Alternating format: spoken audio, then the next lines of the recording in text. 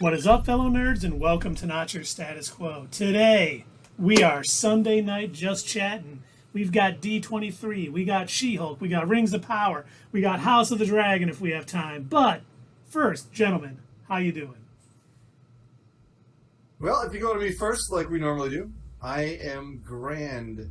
Although I'm a little bit more, maybe if I move back from the camera, I'm a little bit more shiny than I normally am. I had to you know what you should actually do, Dave, is sit at your drum set for this whole stream. Oh yeah, And just make a terrible joke.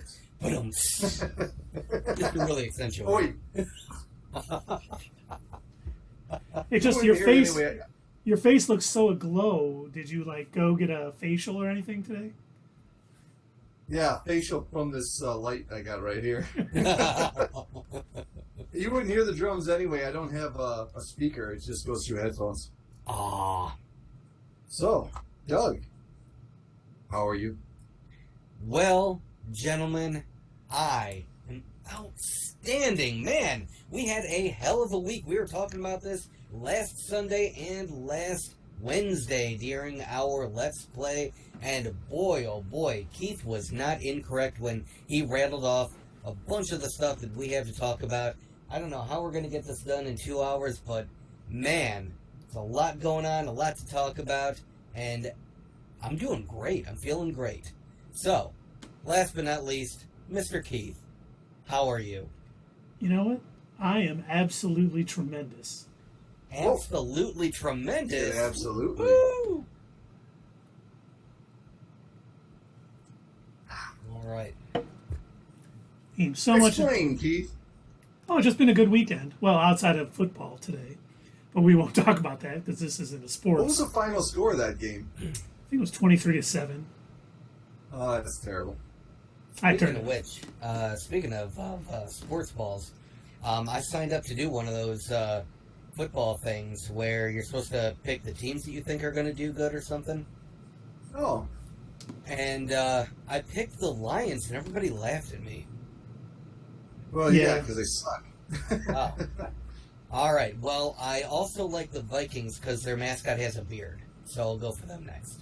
Well, they beat Green Bay today, so. Oh, okay. Oh, okay. So now they're in a first place tie with the Bears. So would you say that the Vikings sports balled the best? Maybe. Keith would not say that.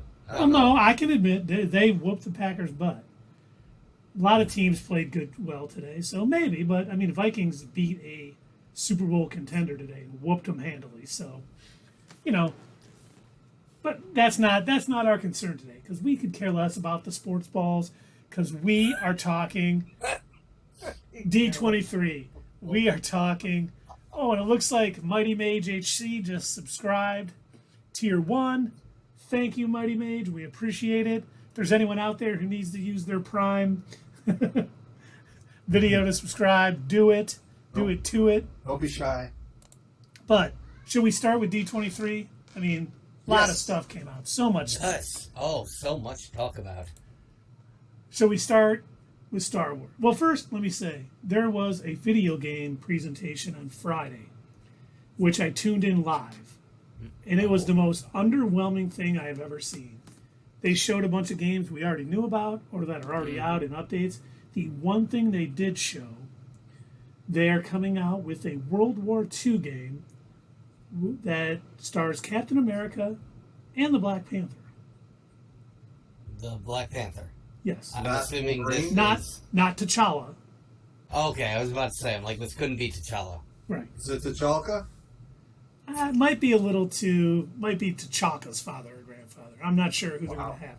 But I was like, T'Challa, yes. So that was pretty interesting. I think that'll definitely something we'll stream on our Wednesday night Let's Play. But they didn't give a release date or any game footage. They were just like, hey, we're making this game. So it's probably a pretty long ways off. So kind of underwhelming, which a lot of people are saying all of D23 was a little underwhelming. Yeah, you're not incorrect. I heard a lot of people saying the same thing, that Marvel just cannot seem to, and I guess this applies to, Disney, whatever studios that they put in charge of, they cannot seem to make good superhero video games. Like, they kind of drop the ball pretty consistently. I think the only decent one that has come out recently has been possibly, I'd say, Guardians of the Galaxy, just because I think it's good. Apparently, it didn't get the greatest of reviews, which I thought was odd. Really, I thought it was.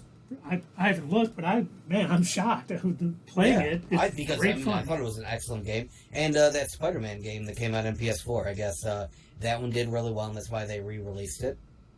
Yeah, but yeah, I remember the latest Avengers game, the one we played on our first couple of Let's Plays.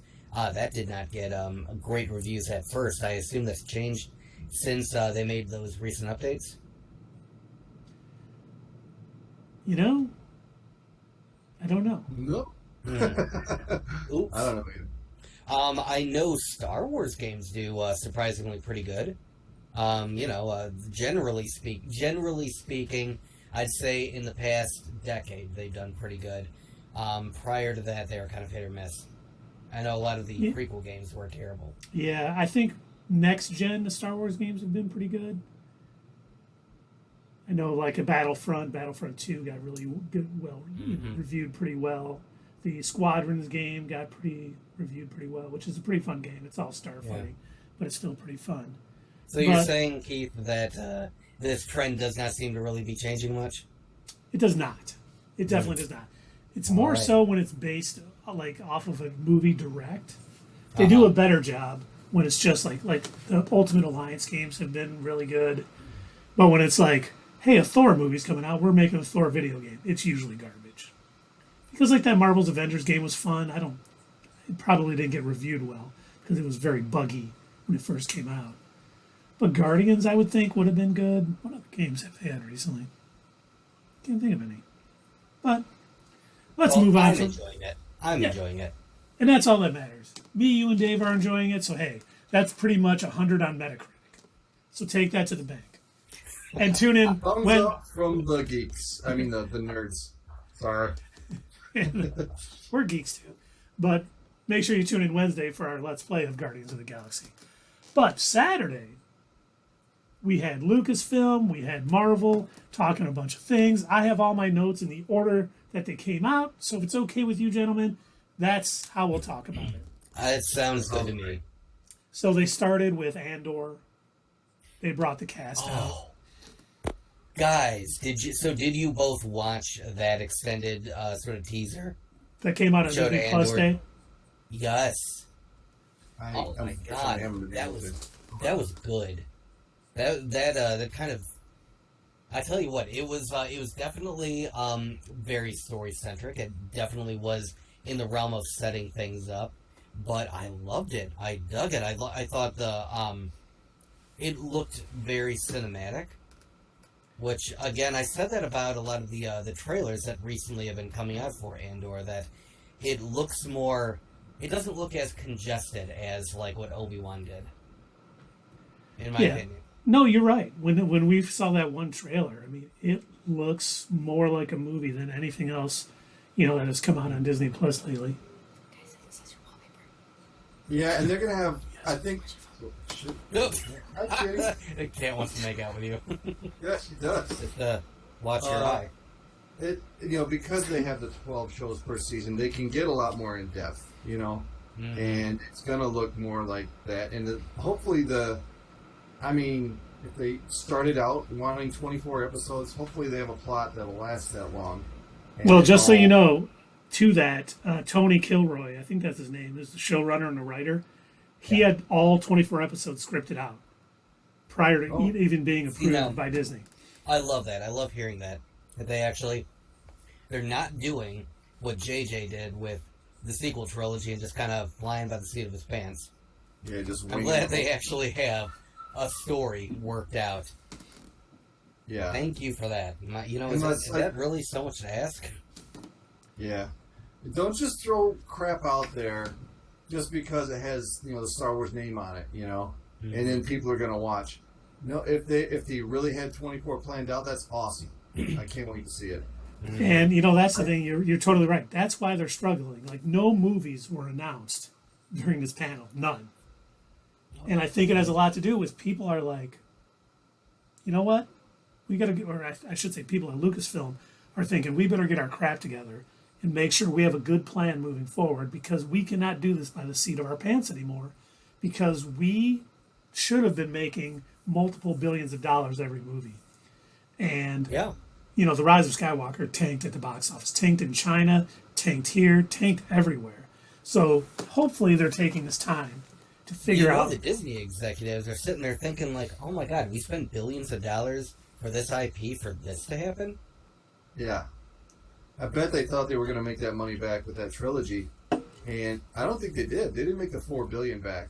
No. Well, they might have with toy sales. Who knows?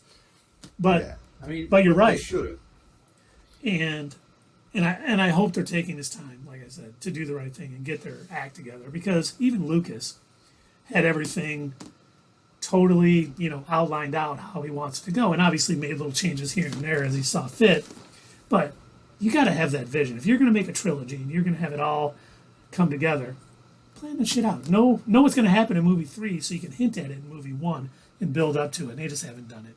Well, the thing that I'm noticing that they have to do now is, because of the choice to fly by the seat of their pants with the sequel trilogy, it almost seems like series like Andor, like The Mandalorian, like Ahsoka, they're going to have to basically exist between like two phases. One where they're going to have to be able to be their own thing, tell their own story, be something decent, but at the same time they're going to have to take time out and help fill in the gaps and explain stuff. And I noticed that it seems like they're kind of doing that, not so much with the sequel stuff, but they're using Andor almost as a bridge, right, to kind of explain how the rebellion actually started, how some of this happened. And I think they're also going to take time to use Andor to, well, a theory, by the way, to kind of show how the rebellion will eventually become the new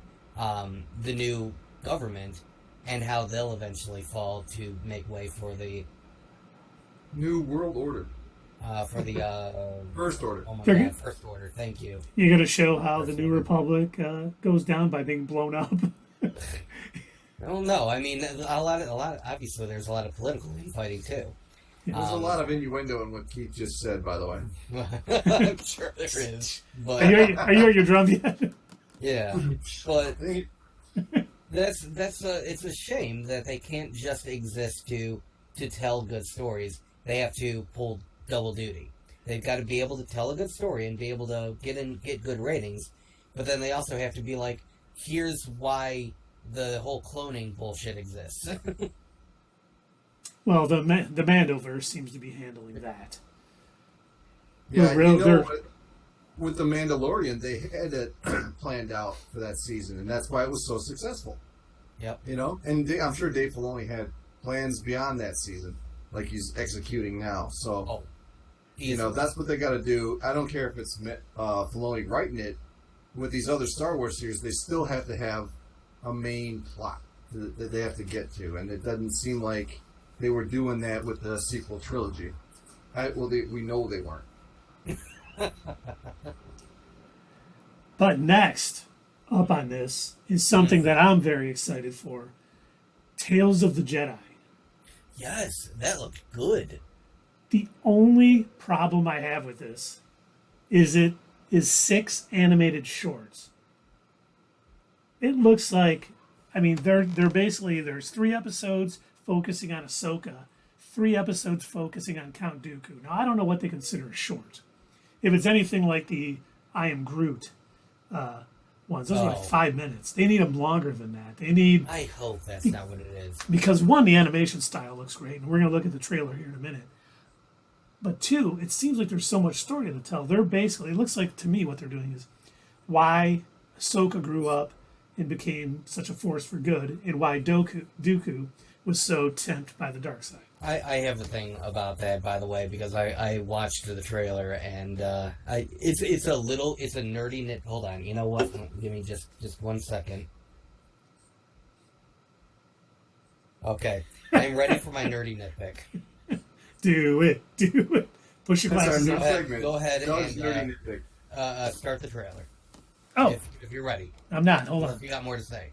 I don't. Well, I thought they already explained the Ahsoka story and why she went the way she went. So I don't know what this, why they need to do it again. To help set up the Ahsoka series, I suppose. But if you for watch people who don't want to go back and watch Clone Wars.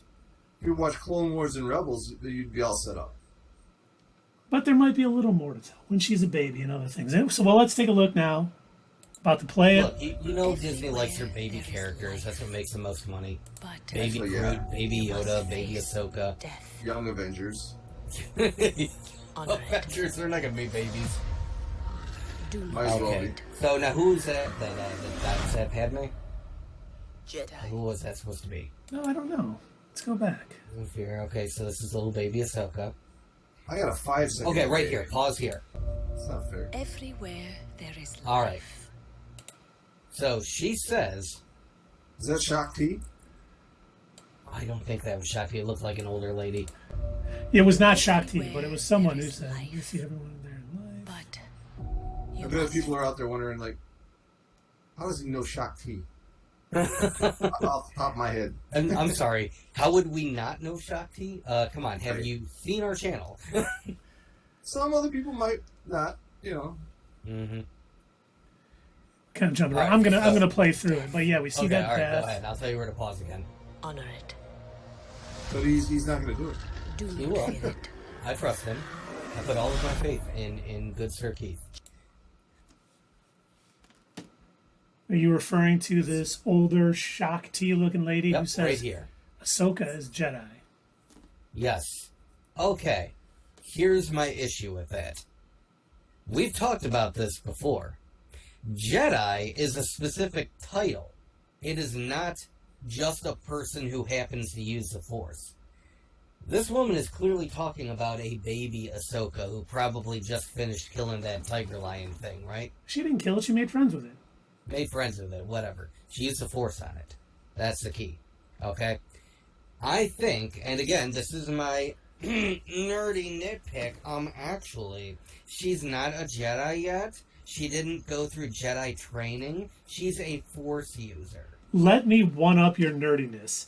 Okay. Actually, she has probably never went through Jedi training or understand the Jedi ways. So they assume that anyone who uses the Force is a Jedi. Oh, God, that's so pedantic. Wait, so at the end of The Last Jedi, where that kid's using the Force to move the broom and shit. He's an automatic Jedi. So he's a Jedi? He's a Jedi. He's a Those Force people user. who don't know, they would Yes. say he's a Jedi. Yes. That's what Keith's point is. Yes. Okay, let's continue down here. Okay. Ahsoka. Yeah, let's keep going. Here we see cute baby Ahsoka. She's adorable. We see Ahsoka older. We actually see her training with Anakin a little bit in this. So it looks like they're going to jump. We get a little bit of Dooku. We get the Anakin Skywalker there. And I just love how they use her sort of young look here from the Clone Wars. So it looks like it's going to intersect. I really hope. Because it says... Are they using the younger version of her from Clone Wars? The animation is, again, much better. Because if you remember the original animation of, like, when the series first started, and they were showing younger Ahsoka, not great. Doesn't really... The animation itself doesn't quite hold up as well. Especially... Oh, God, Yoda was gross looking. Is that Ashley Eckstein? It is, yes. I believe it is. so. And I would assume that's one of the reasons why she was hosting the Disney Plus. Yes, that makes sense. I know what you're asking, Dave. No, they did not replace her with Rosario Dawson for this. Yourself. But then we get some more, and I'm really interested. I mean, Dave kind of hit it. We've gotten a lot of Ahsoka's story. We have not gotten a lot of Dooku's. And we are going to get a lot of that backstory now. And it looks like he was Qui-Gon Jinn's master. Trying to find that part now. There it is. We see Qui-Gon saying, "Master, stop." So either Qui-Gon is his, Padawan, or they're just all together and he's just a master and he's a Jedi Knight. Right? Dooku is a Jedi Master, yeah. I thought Yoda trained Qui-Gon. See, I They didn't said think that in the movie. They also said in the original trilogy that Yoda trained Obi-Wan. Yeah, they did. So I think that's I think what they're doing is when they say Yoda trains somebody, there was a scene from the original trilogy, and also they've done it in Clone Wars where Yoda trains the younglings. So in a sense, Yoda has trained From all a certain point of view. right. I beat you to it, Keith. From a certain point of view.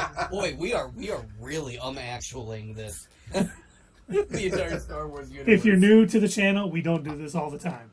But we are this nerdy knowledgeable. Now we continue, you kind of see, it really looks like, and I can't wait to see all of the Mace, Qui-Gon things going on, because we've gotten a lot of Ahsoka story. I am interested to see more, as long as it's good. But I think for me, the biggest part right now is seeing how Dooku was so easily, swinging to the dark side. Because we saw how it was with Anakin. You could save your wife. I'm tired of fighting. You know, it would be awesome if they had Sam Jackson do that. I've been warning them about That would be the coming nice. darkness. That would be cool, especially since in the last season of Clone Wars they brought the actual voice actor, the actual voice of Palpatine, to do those scenes. I thought that was a really good idea because I never liked that they had boy, I don't know any actors' names anymore. Oh my God, what is his name? Ian McDermott? They had Ian McDermott in the final season, yes. The actual, actual Palpatine play the voice, which I thought was a really nice ad. I thought that was good. Just like they had Ray Park come and do the choreography for Maul, and I thought that was really awesome. Wait a minute. I thought it was Ray Parker Jr. No, that's Ghostbusters. Oh, yeah. But I paused it. Are they not the same person? He didn't stop writing awesome hit movie music. He got in trouble after he wrote that song, and it sounded like "I Want a New Drug" to some people, and they got sued for it. Anyway, back tangent time. But I paused it here, looking at this guy who I do believe they call him Inquisitor later on in this thing. He almost looks like Darth Nihilus from Knights of the Old Republic. And oh my God, I hope it is. We know that Favreau and Filoni like to bring non-canon characters back into canon. That's what they do. And I hope that was a little trailer trick. They put in the CC, the closed captioning, call him Inquisitor, when it's really a Darth Nihilus, because he even says, I see the darkness coming. Mm-hmm. So it'll be interesting to see what is actually going on, if this is a Sith or why they're calling it an Inquisitor. I think it's actually a Sith and not an Inquisitor, because we know the Inquisitors started they didn't come post Vader. Yeah.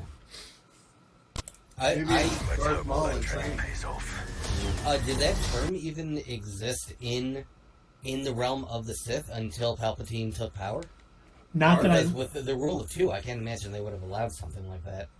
Exactly. The Inquisitors were something the Emperor allowed Vader to have, to try to hunt down Jedi, but it wasn't, So I do think it's kind of a trailer trick right there. And we get some more stuff. We see Rex, we see more Dooku. I love that they have... Oh, there it is. There was the scene. Let's go back to that. Okay. Did I go too far? Dooku with a blue lightsaber, but the same handle that he had. And so I wonder, does that mean that he cracked his own kyber crystal? Yes, And he kept did. his. Oh wow! According now, whether that's going to be stated, it's never been put in canon, but they said he used that curved blade when he learned, and everyone had such a tough time battling with him because of his unique style. Mm-hmm. So it does sound like that. But I pause it on the screen. This is where we see the closed captioning say, "And who might you be?" This does not look like an Inquisitor. One, looks more like a Sith, and two, the Inquisitors, unless it was something prior, something Vader and the Emperor brought about to hunt down Jedi with him. But I just love that look. He almost looks very bird-like in a sense. Or is See, now I'm having trouble. The robot guy, he was a Sith. General Grievous. General Grievous. General Grievous. Kind of got the General Grievous look to him. Kinda, with the mask, yeah. You know what was missing from this, and I'm sure you gentlemen probably saw this as well, and probably thinking the same thing that I am. So we got, I hope we so. got a lot in that trailer showing, Dooku and Ahsoka and a bunch of these other. We got Mace Windu, we got Qui-Gon, and it's great to have, a slightly deeper look at these characters, maybe a little bit more into their backstory. Hell, maybe this will all be like a backdoor pilot for a new animated series. That's what I'm thinking.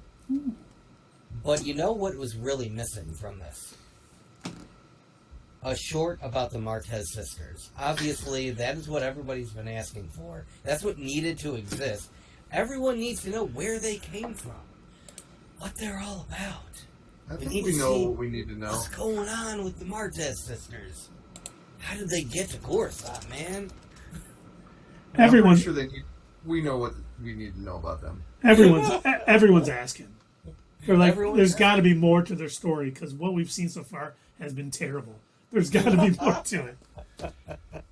But then next, Filoni came out and he talked about they're calling it a Mandalorian sort of partner series of the Mandalorian, Ahsoka, starring Rosario Dawson. Mm-hmm. They talked about the kid playing Ezra, and I can't remember his name now, but it wasn't the guy we all thought it was. Right. So Yeah, finally, kind of surprised. that has been confirmed that he's on the show. Yes. It has been confirmed. And they showed some footage which was not released. And I do believe part of the footage that they showed was Ahsoka going to Sabine. In that cutscene, the final sort of post-credit scene from Rebels. So they're redoing that in live action. So that'll be kind of cool to see where that is. Now, Doug, I know you had sent me over a picture Yes, I did. for this, and I assumed it was for during the Ahsoka thing, so I'm going to move it into focus. It absolutely was. All right, so yeah, we were gifted with a couple of different announcements as far as who's going to. They released some of the casting announcements of who's going to play who in the Ahsoka series. Like we know that obviously Rosario Dawson's going to come back and reprise her role as Ahsoka. We know the person who was recently cast. Let's see. So we thought it was going to be Mena Massoud. But it was not. The actor is Iman Esfandi. He is who is going to play Ezra. But they also said that Maria Elizabeth Winstead is going to be in the Ahsoka series, but they are not releasing who she will be playing. The current running rumor is that she is going to play Hera. And if that is true, which either way, whether it's true or not, I know that Dave will find this interesting at least.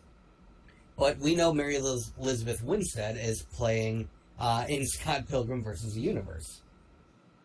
And that will mean... Yes. So, she played Ramona, by the way, for anybody wondering. Oh, yeah, I know who she is.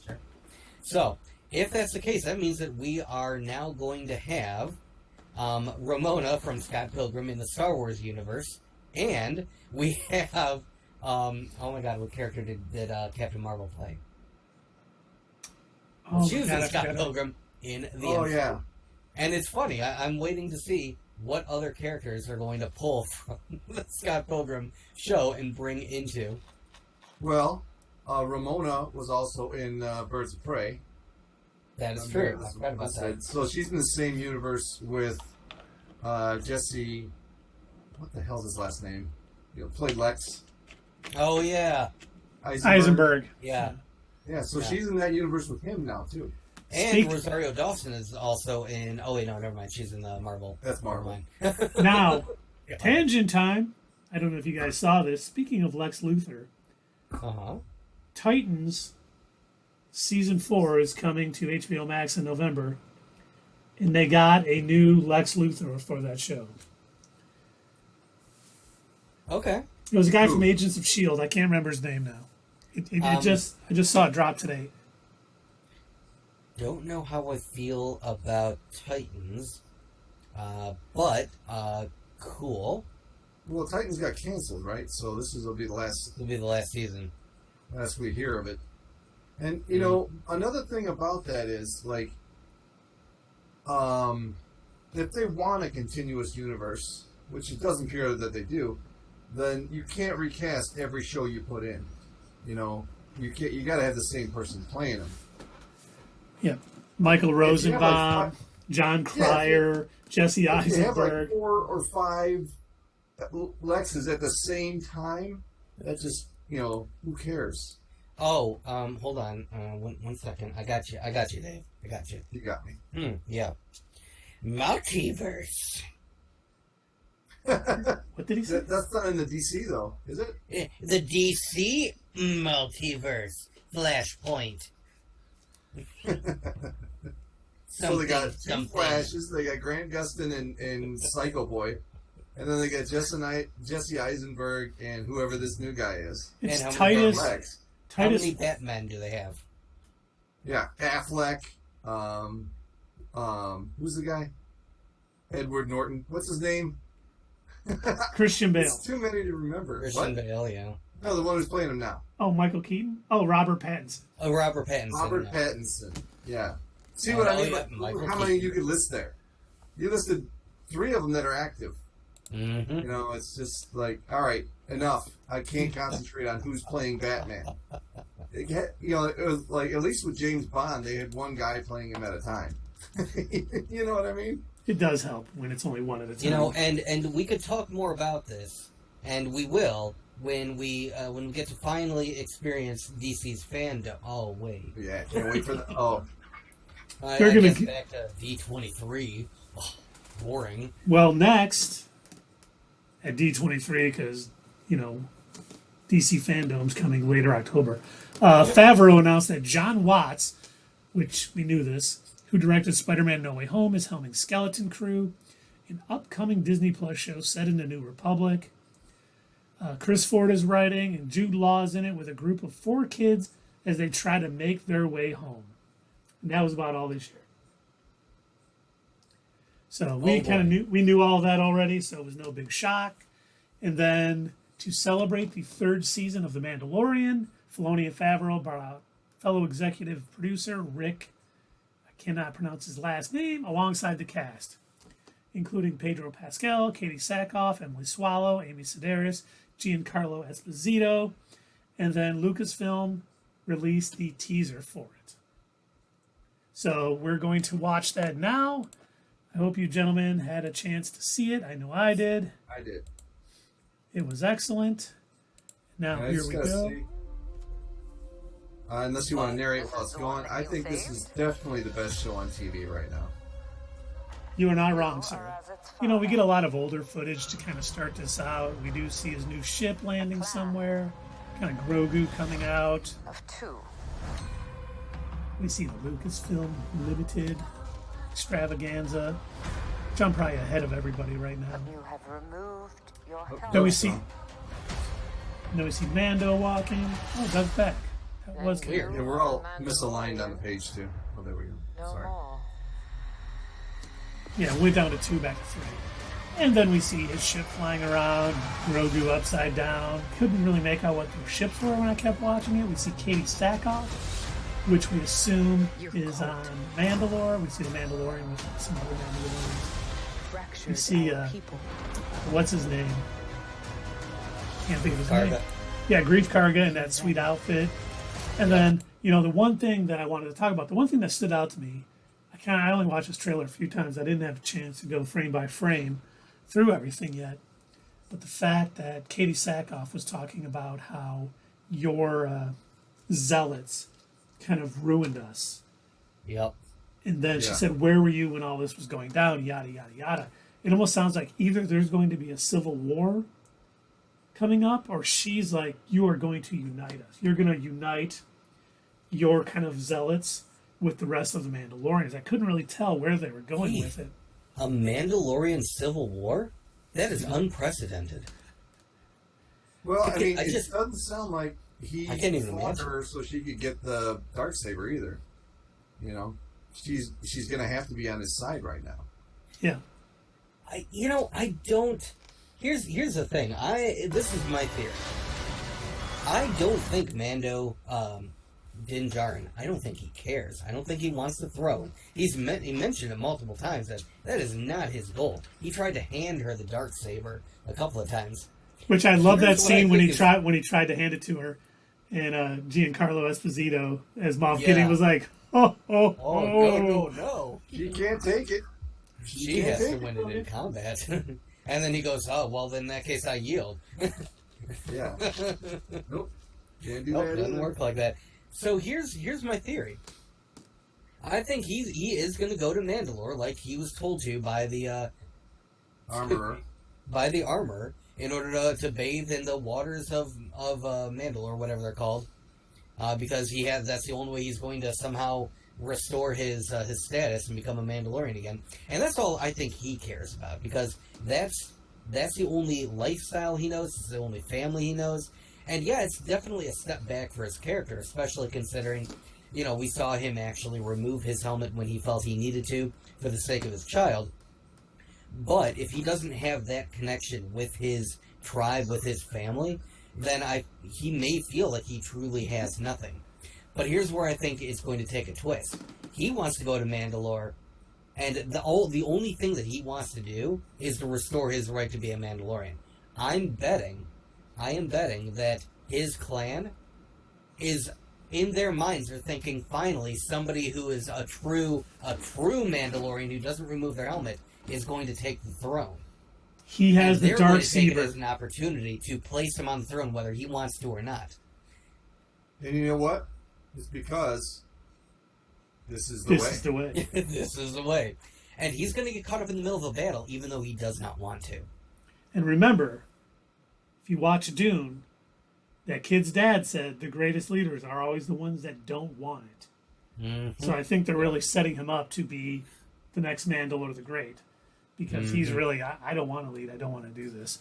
But then we kind of have this great scene where those Mandalorians kind of get dropped off a ship and they're using their jetpacks to kind of attack. We can't really see where they're going. We see Grogu. And I love that line where Bo-Katan says, "Did you think your dad was the only Mandalorian?" Now, is she saying that to Din? Or is she saying that to Grogu? She's saying it to Grogu, yeah. To Grogu. Oh. Because his dad wasn't a Mandalorian. Okay. Yeah, because he was a foundling, yeah. Yeah. And then we see like a nice little battle in one of the cities. Unfortunately, it gives us that next year we do get a bunch of those little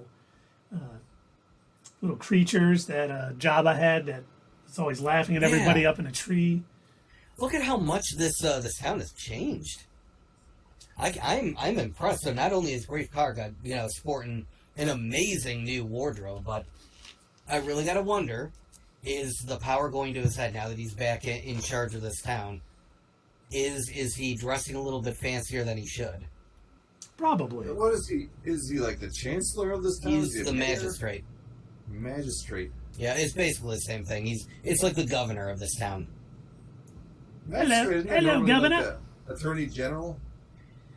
I guess I don't know. I don't know what a magistrate would be in the Star Wars universe, but I suppose here I think it is. Yeah. Continue. Then we get some more space battles, which looks pretty cool. We get darn it! Returning back to our Western roots. You saw how he moved that cloak aside to reach for his sidearm. Yeah, which is Star Wars has always been like that, And then I can't remember his name, but this little dude from Rise of Skywalker. Oh my God! Yeah, the only good thing about that entire movie. Right, exactly. Oh my God! Hey! We see him for a brief moment, and then we go back and see some fireworks, which I thought was odd. Grogu was really enjoying. Out some light speed. Grogu enjoying the light speed show. He's up in front. I think they didn't really give us a lot in this. Yeah, okay. Pause here real quick. I'm ahead of you. So in that one scene that we were just talking about, Grogu is riding in the back in his little bubble, which we saw in the Book of Boba Fett. But then he's riding in Din's lap.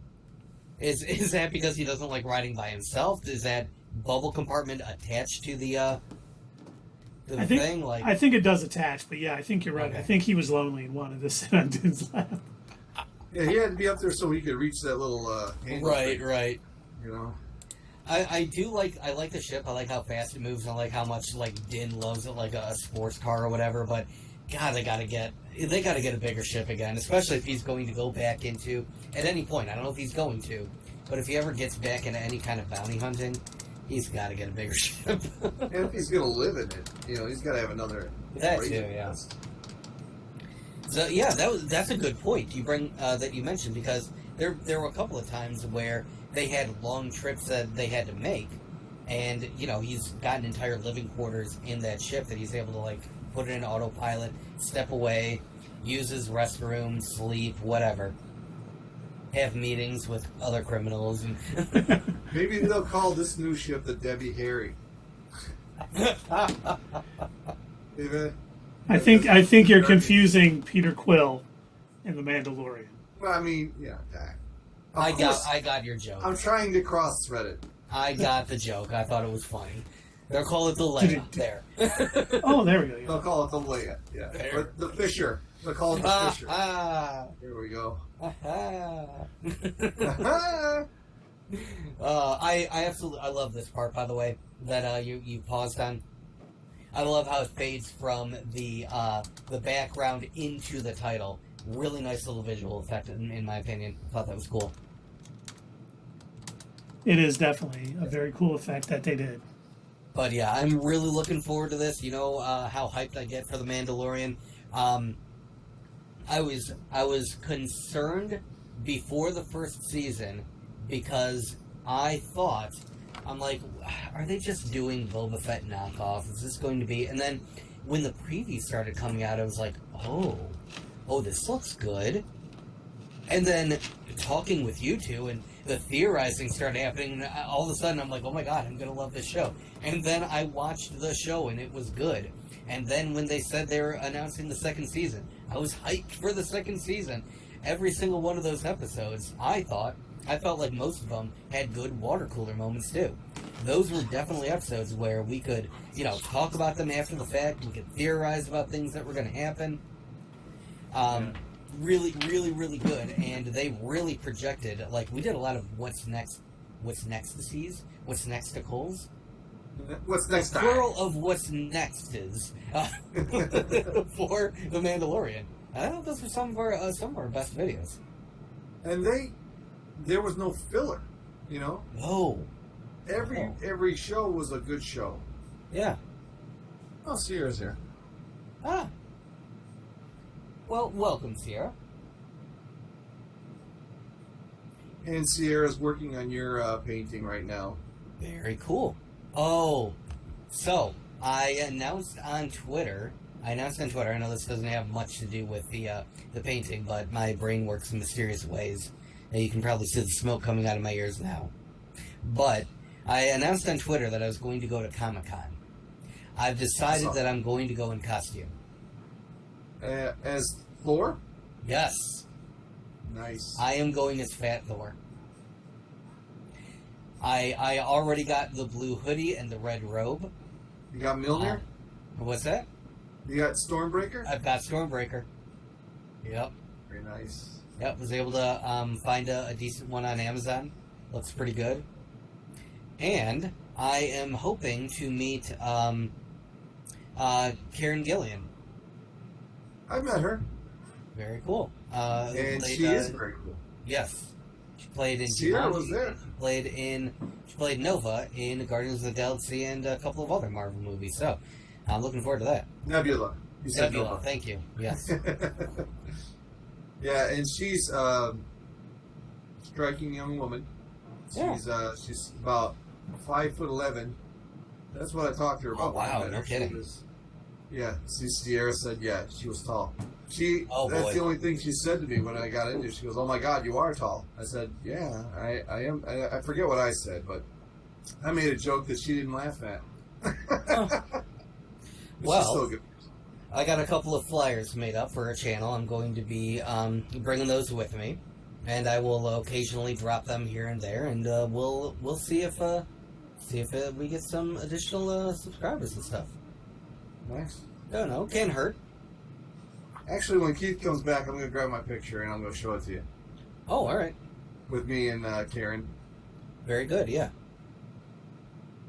And of course, Sierra's in that shot.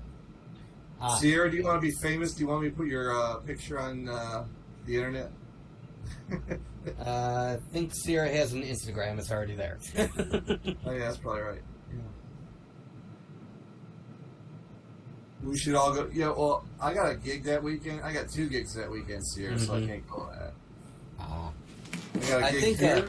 I think Keith said he's busy too. What? Yeah. I said I was talking about Comic-Con. I said I think you're busy too. Yes, I am, unfortunately. But we will get there at some gig on point. Thursday at the 2 blocks away from your house, Doug, so you should be there. And then I got at the Token. And then I got a gig in Chicago the next night. Let me go get that picture. All right, yeah. So I told him that I'm going to meet Karen Gillian Oh, nice. in Jumanji and Nebula in Guardians of the Galaxy. So, and Dave told me that she is 5'11", and I did not realize she was that tall, so that's going to be interesting. But I also decided, since I'm going to go to Comic-Con, that I will go in costume. What are you going as? Fat Thor. Excellent. We need pictures. We definitely need pictures of that. Oh, there will be pictures. There will be blood. Got it. Oh, here we go. All right, let's see. That's cool. Very cool. And you're taller than her. Well, of course I am. Dave's like She's 5'11". 6'3", yeah. Oh, all right. Okay, that tracks. Yeah, I'm only 5'6", so that's, again, that'll be interesting. Yeah. See, she's not thrilled to see me, but she was thrilled to talk to Sierra. That's good. So she's like the rest of us. Yes, exactly. But Pick me. sorry, man.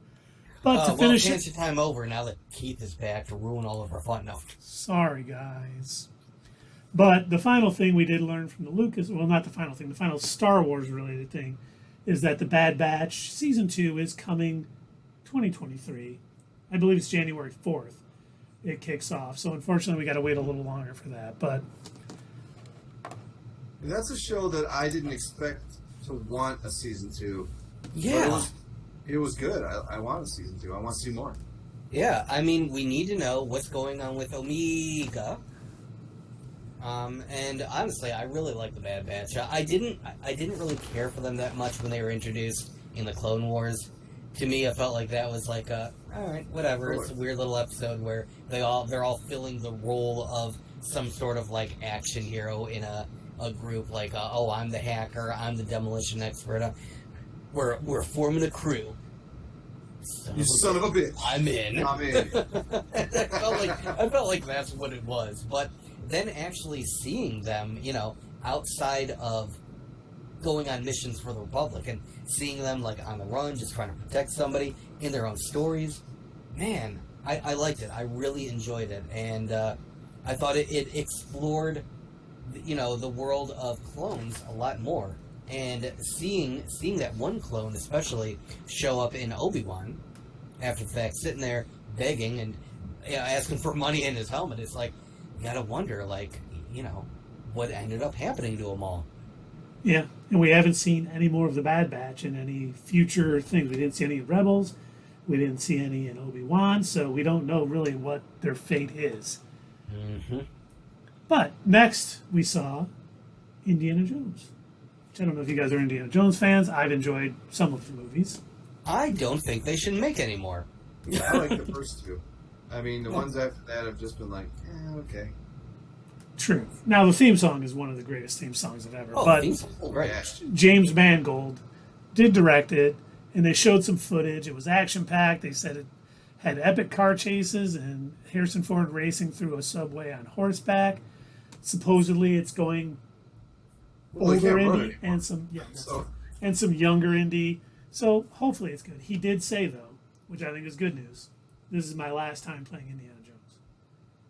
So if they do any more Indiana Jones movies, they're either going to recast or this will be the final Indiana Jones movie. So did they mention what year it was set in? they said it was some present, well, not present our time, but some present for whatever time he's in, and then some to the past, like during Raiders and Temple of Doom and whatever. Wait, are they going to DH Harrison Ford? They are, yes. Oh, no. Well, hopefully they get it right. But yes, I mean, it comes June 30th, 2023. We'll definitely have a at the theater spoiler-free review for you all, but I don't have too high of hopes. And then finally, we saw Willow. With Warwick, we didn't see it, sorry. They came out on stage. They showed footage of it, but Warwick Davis, Christian Slater's going to be in it, other members of the cast, and they showed a trailer. Not to us, enough. people at D23. Oh, I'm sorry. We won't talk about Willow anymore. It's my cat. She's in heat. I know. Well, I didn't know she was in heat. I'm talking to your cat. No, And the then- internet knows. And then it's basically a sequel to the 1988 cult classic of the same name. Now we get into the MCU. Hold on. Before you move on, No, I'm moving on. I just want to mention, or I want to ask you gentlemen Go ahead, one Keith. thing. So, I want to make sure that I mentioned this, or that I asked you prior to us moving on to the MCU stuff. But based on our knowledge that we have from how the Book of Boba Fett series went, how many episodes of the Ahsoka series will be Mandalorian episodes? I'd say 0. You think Because zero? that character is Dave Filoni's baby. Okay, He created her, I think. Didn't he He create her? did, yep. he did. Yep. So yeah, he's gonna have everything he needs. He doesn't need a supporting cast like that. I agree with Dave. I do think it's going to be focused on Ezra, Sabine, Ahsoka, searching for Thrawn, and all of that other stuff. I don't think we'll see Mando in any of these, unless the script is running off the rails and Disney says, you only gave us 6 episodes, we need 8. And then we'll get 2 episodes of The Mandalorian 3.5. That's so. I think at least one episode is going to be Mandalorian centric, if not almost completely a Mandalorian episode, because I think they're going to try to find a way to bridge Ahsoka to the Mandalorian again. Even though she appeared in the Mandalorian, I think they're going to try and find a way to keep it connected, because right now that's their baby, that's their winning series. And I think they're going to want to take a minute and be like, hey, you guys remember? Don't worry. It's in the same universe. We know you like Mandalorian. Kind of like the way Arrow was on The Flash, the first season. Yeah. So, I don't think it's going to be See your point. what was it, like 2.5 for Book of Boba Fett? I don't think it's going to be that bad, but I do think, and I'm calling it right now, I think there's going to be at least one episode that's going to be very Mandalorian-centric. But Doug, I disagree. You reeling me in? Is that official? Are you officially reeling me in? Really? Oh, and he officially reeled me in. Darn, wow. But I breaks on yourself, Doug. the only reason I do agree with Dave, because Dave Filoni created Ahsoka himself. He did so much work on her through the Clone Wars, brought her in Rebels. That is his character, and I do think he's got the story to tell for this, and it's all going to be about where he wants it to go with Ahsoka. We may see Mando, but I don't think we're going to see a Mando centric episode. All right, now you may move on to the MCU. Excellent. So Thank you. I give you permission. next up, first off, we have to say, Dave, we don't know if contract negotiations broke down. We didn't hear anything about Thor 5 with you writing and directing, because we know you were meeting with Kevin Feige last Wednesday during our Let's Play. So if you want to talk about that, you can, but Well, they definitely aren't going with Taika Waititi. that is true. That's what I can tell you. That has been announced. So, Ragnarok I thought was great. I did like Love and Thunder, but it was taken down a little bit in quality. But first off, we got Ryan Coogler, came out, the director of Black Panther, Wakanda Forever, brought new footage from the film, which is due November 11th. And we saw the Queen chastising the United Nations for trying to steal vibranium from Wakanda following the death of T'Challa. And then I guess the footage showed the Dora Milaje and basically setting the stage for the epic fight against Namor and the Atlanteans. And we saw a Tuma. We didn't. I shouldn't say we. That's the royal we. I wasn't there. But we saw a Tuma in, and we also saw a little bit of Ironheart actually flying in her armor in it. Once again, not we, but the people who attended D23. And according to the people that were there, everyone agreed it looked pretty amazing. So let's hope they're not just Disney bootlicks, and it actually does look amazing. But I mean, Ryan Coogler. Well, look, I tell you what, to our fine audience out there, those of you who are, that consistently watch us, that support us, if you want to see us actually attend these, make sure that you constantly tune in, share the stuff with your friends, and make sure that if you are not already, subscribe to our YouTube, follow us here on Twitch. If you want to subscribe to us on Twitch, that'd be great too. But, hey, any little bit of support helps. It helps the algorithm know that people actually want to see us. And then we get to that delicious ad revenue, and then we can pay our way to go and actually see these things and report firsthand.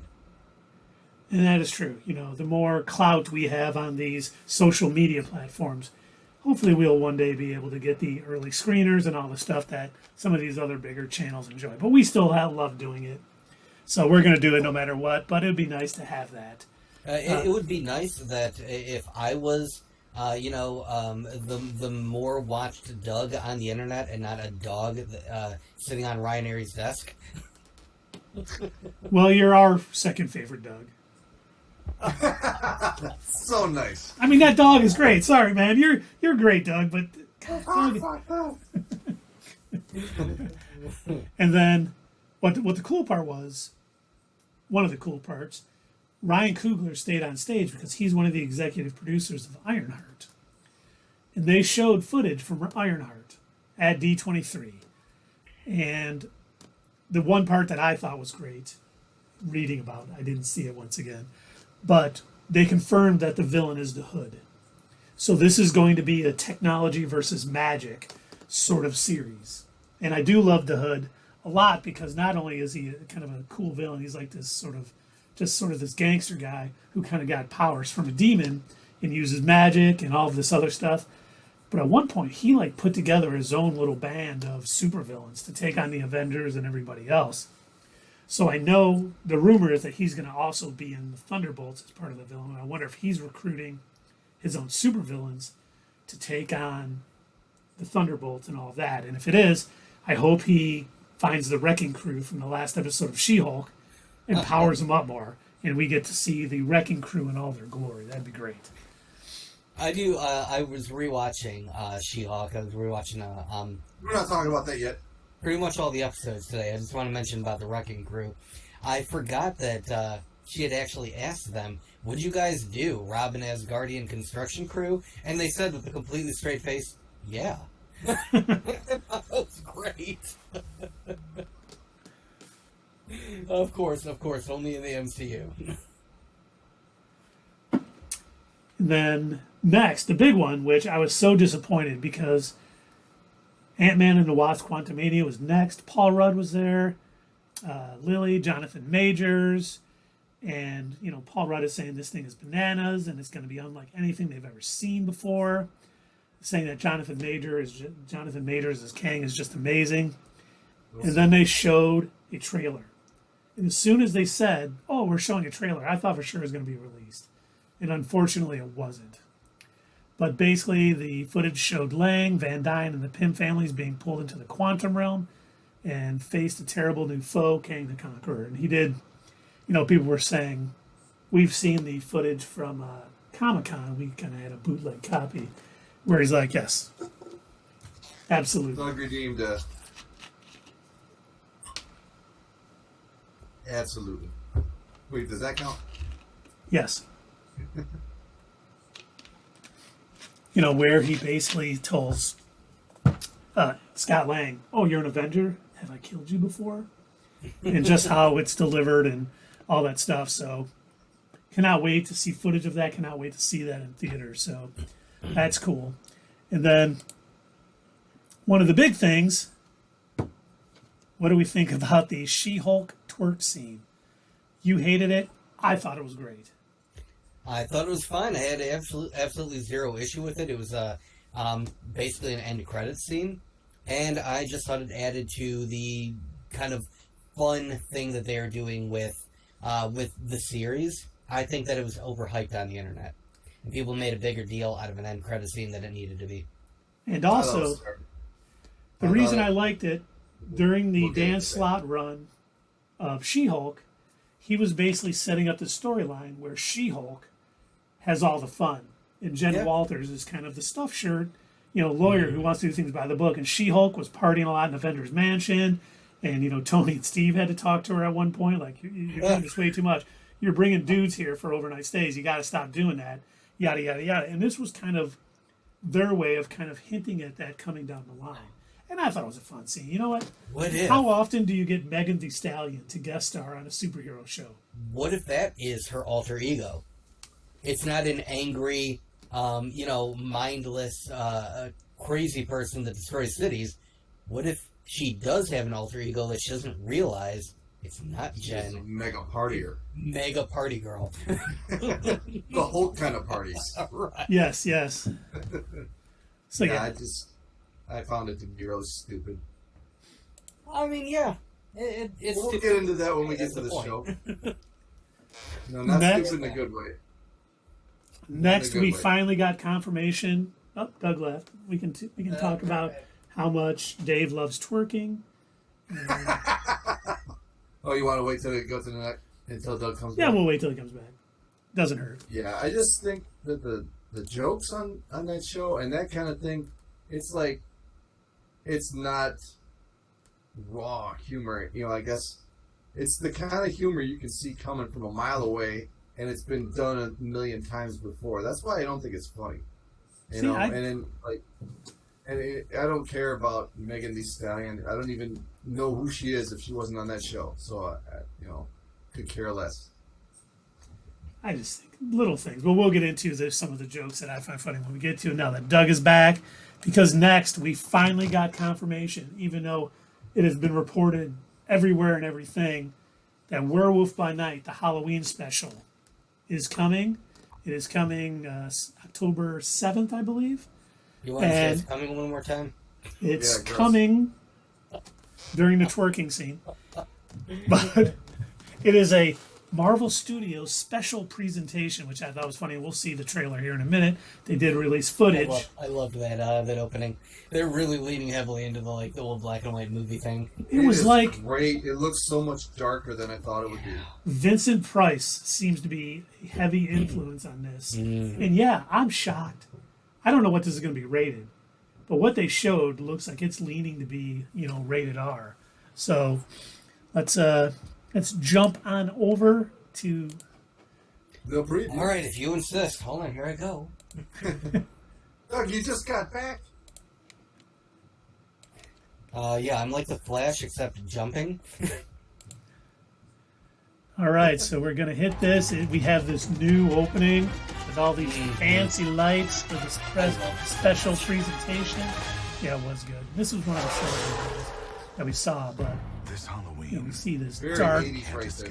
Yeah. The shock. See that cult-looking people there? That was kind of cool. That guy, Elsa Bloodstone. I love how this looks like 60s horror font from the beginning. That just is kind of awesome. Right here, I love this so much. This is so cool. Copyright, and then we've got the MMXXII by Marvel Studios. It's so great. That woman looks a lot like Kristen Ritter to me. She does. I thought the same thing. I was kind of shocked. And then we get all you hunters are out. Then we get this guy. And he's like, don't worry, I'm rotting for you all. And I'm like, okay, that is... Right up our alley of jokes. Yep. I'll be rotting. Then we do see, and I'm going to try to stop it as best I can. We do see Man-Thing, which for those there, Elsa Bloodstone, Laura Donnelly, I believe, is playing her. But God, she does. She looks so much like like Kristen Ritter's sister. She could. Yeah. God. She absolutely. It's funny you said that, Dave, because I thought the same thing when they played it. I don't think I've ever seen her in anything else. I've heard her name, but I was like, damn, she's Jessica Jones too. Yeah. Masquerading as one of our own. Wish I could do frame by frame in OBS for this. Take There it is frame by frame. Sorry, I was rapping. We do see her get pulled in and blood coming down her eyes. Mm-hmm. You can see the werewolf. They don't give us a good shot of the werewolf at all, but not we did see that arm cut off, which looks so cheesy. We did see it looked like the werewolf howling right there for just a brief second. Oh, an arm got cut off. Missed it again. Remember, his name is Jack Russell. Yes. Which is White Snake too. I mean, Great White. Which is a terrier, and we all know terriers are my very favorite breed. I won't sing anymore, but that's from the Kids in the Hall. But we do see a shot here. It does look like a quick glimpse of what Werewolf by Night is going to look like. It And then we definitely see looks like a 50s style movie werewolf. Yep. There. Like just shy of like Teen Wolf. There he was. Oh, I just missed it. We did see just a tad, just Man-Thing's snout here. Mm-hmm. I'm going to try to get to it just because I thought it was so cool. Who's the guy with the beard there? I don't know. Oh. Santa Claus. You know, I wouldn't put it past it. We already have Odin, and we have Thor, and, you know, all these other... we've got Hercules. We got a werewolf. Might as well add Santa Claus to it. And here we go. We get a little shot of Man-Thing. We did hear rumors that Man-Thing was going to be a part of this. Mm-hmm. This little trailer has just confirmed it, so that's pretty awesome. Don't Eat Me Cows has showed up. Welcome, Hey. Don't Eat Me Cows. We're so happy to see you. 40 seconds of ads. That sucked. I couldn't see the video. Wow, 40 seconds of ads. Sorry about that, Sierra. We can play that again. So I'm going to start from the beginning. We're just going to play it through if you haven't seen it already. This is the trailer for Werewolf by Night.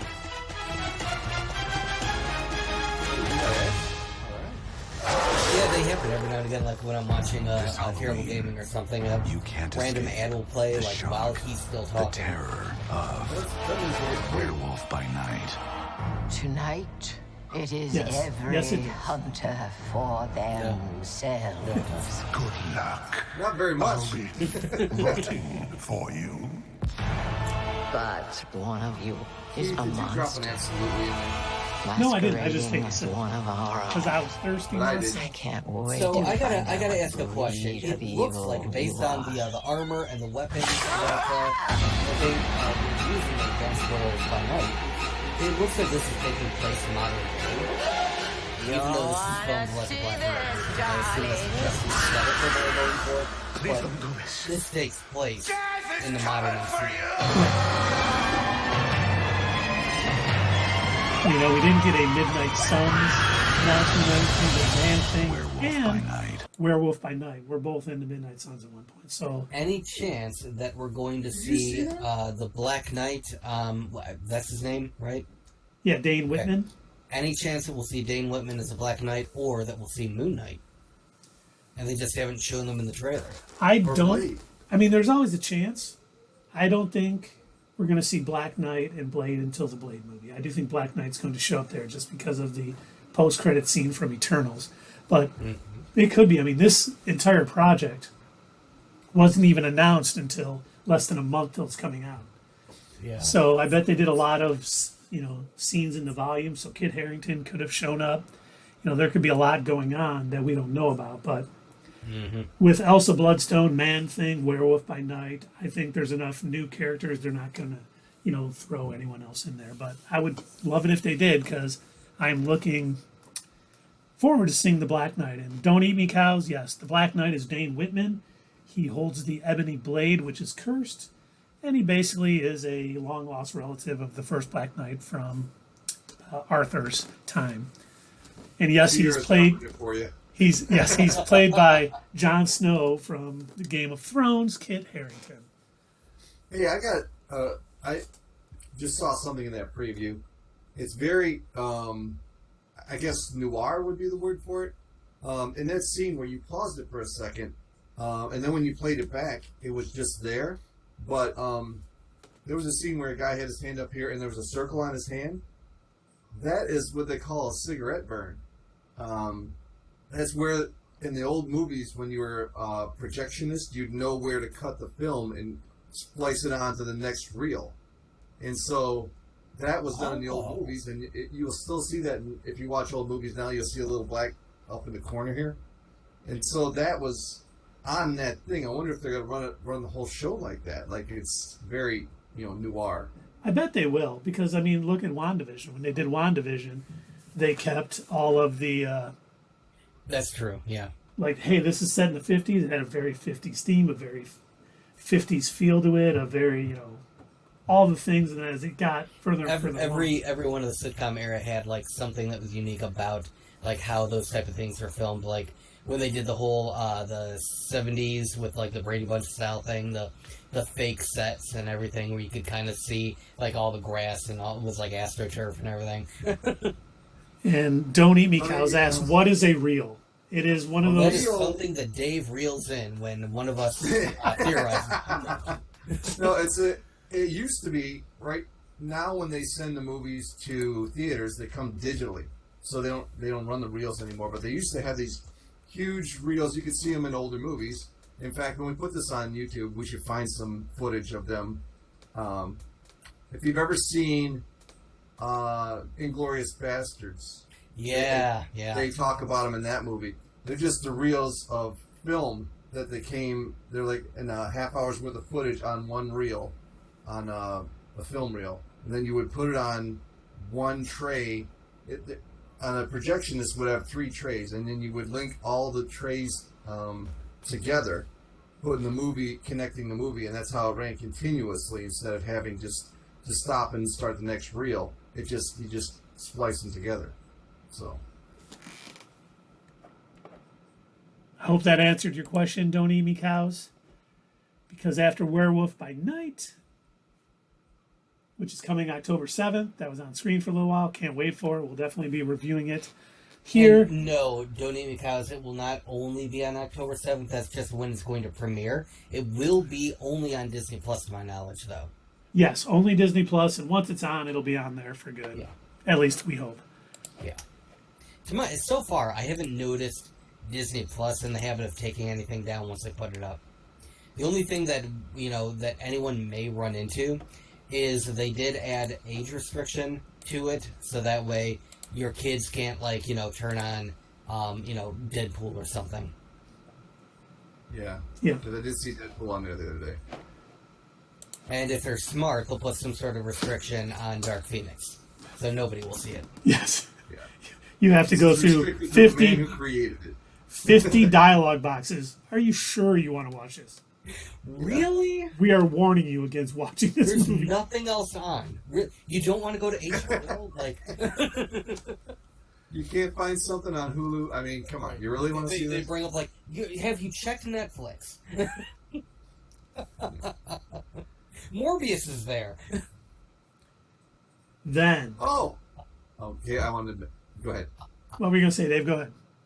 No, just that the character... I'm going to do my Rick and Morty reference right now as I tangent. The character on Rick and Morty that could stop time, his name is Slow Mobius. Yeah. So Mobius again. Not Morbius.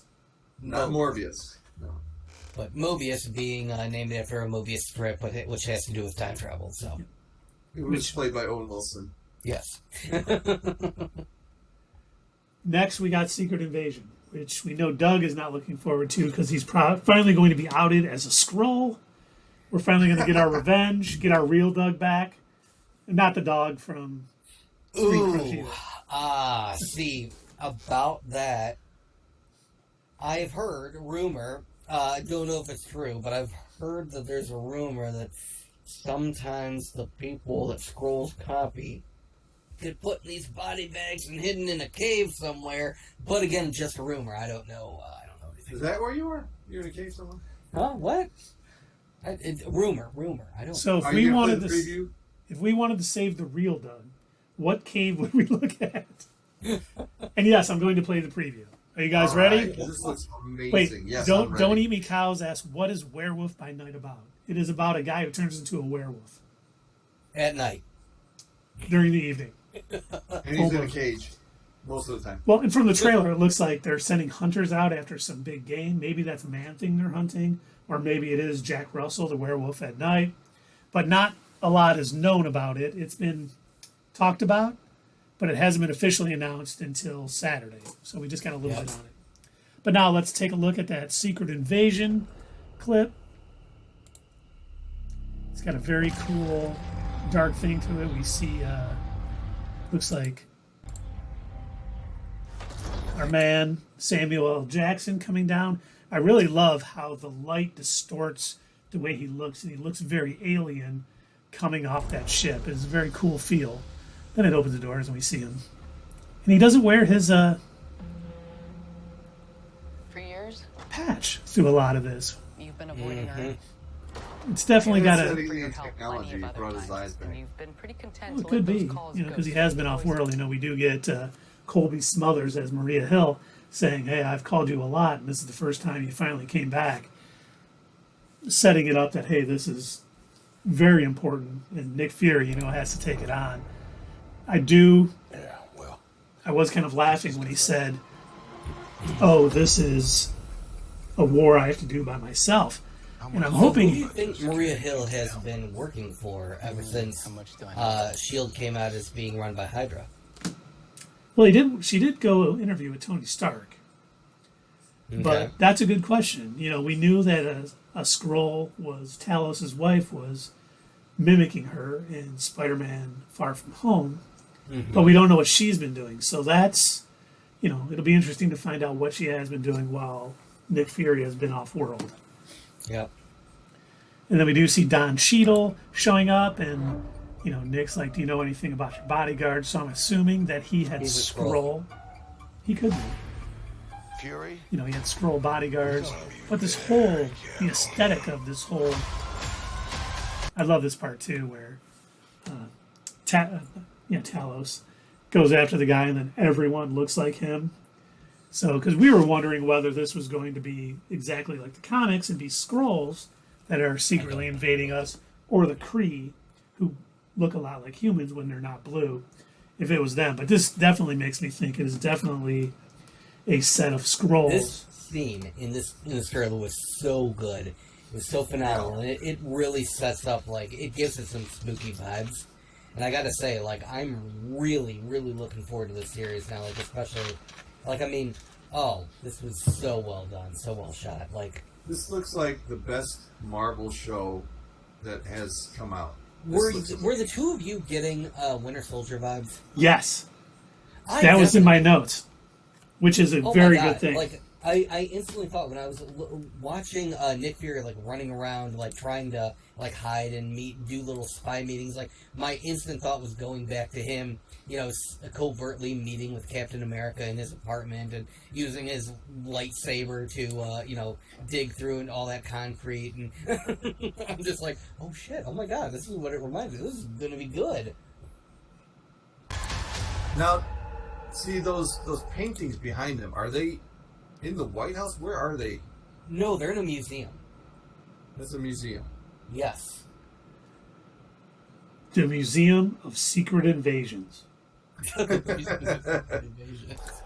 that scene right there blew my mind. I was like, oh, yeah. And we get some nice explosions. We get, I forget her name. God darn it, I'm terrible. But she is playing a descendant of Union Jack, a British superhero from the Invaders. And so that, hopefully, is going to be cool. Milk jug. Oh, sorry, I dropped my phone. I'm like, what are you talking about, Sierra? But yeah, she is playing a descendant of Union Jack. So I'm hoping this might be a way to introduce Union Jack into the MCU. Because the whole time, not the whole time I was watching this, but when Nick Fury says, this is a war of my own, yada, yada, yada, and she's like, you're too old to fight this war. One of the things in the comics that they did, and I know, we know they always branch off and do things different from the comics, but as soon as Nick Fury found out that Skrulls were kind of invading us, he set up the Secret Warriors. And they were a bunch of, you know, not big-time heroes, but lower-level heroes to kind of go and start doing jobs for him and doing missions.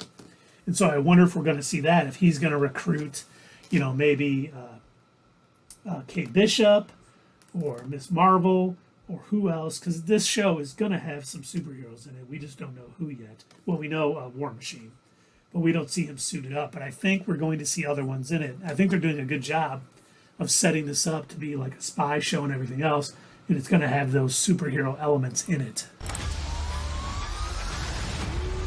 But even if they don't, it's still looking pretty good. It's just the beginning.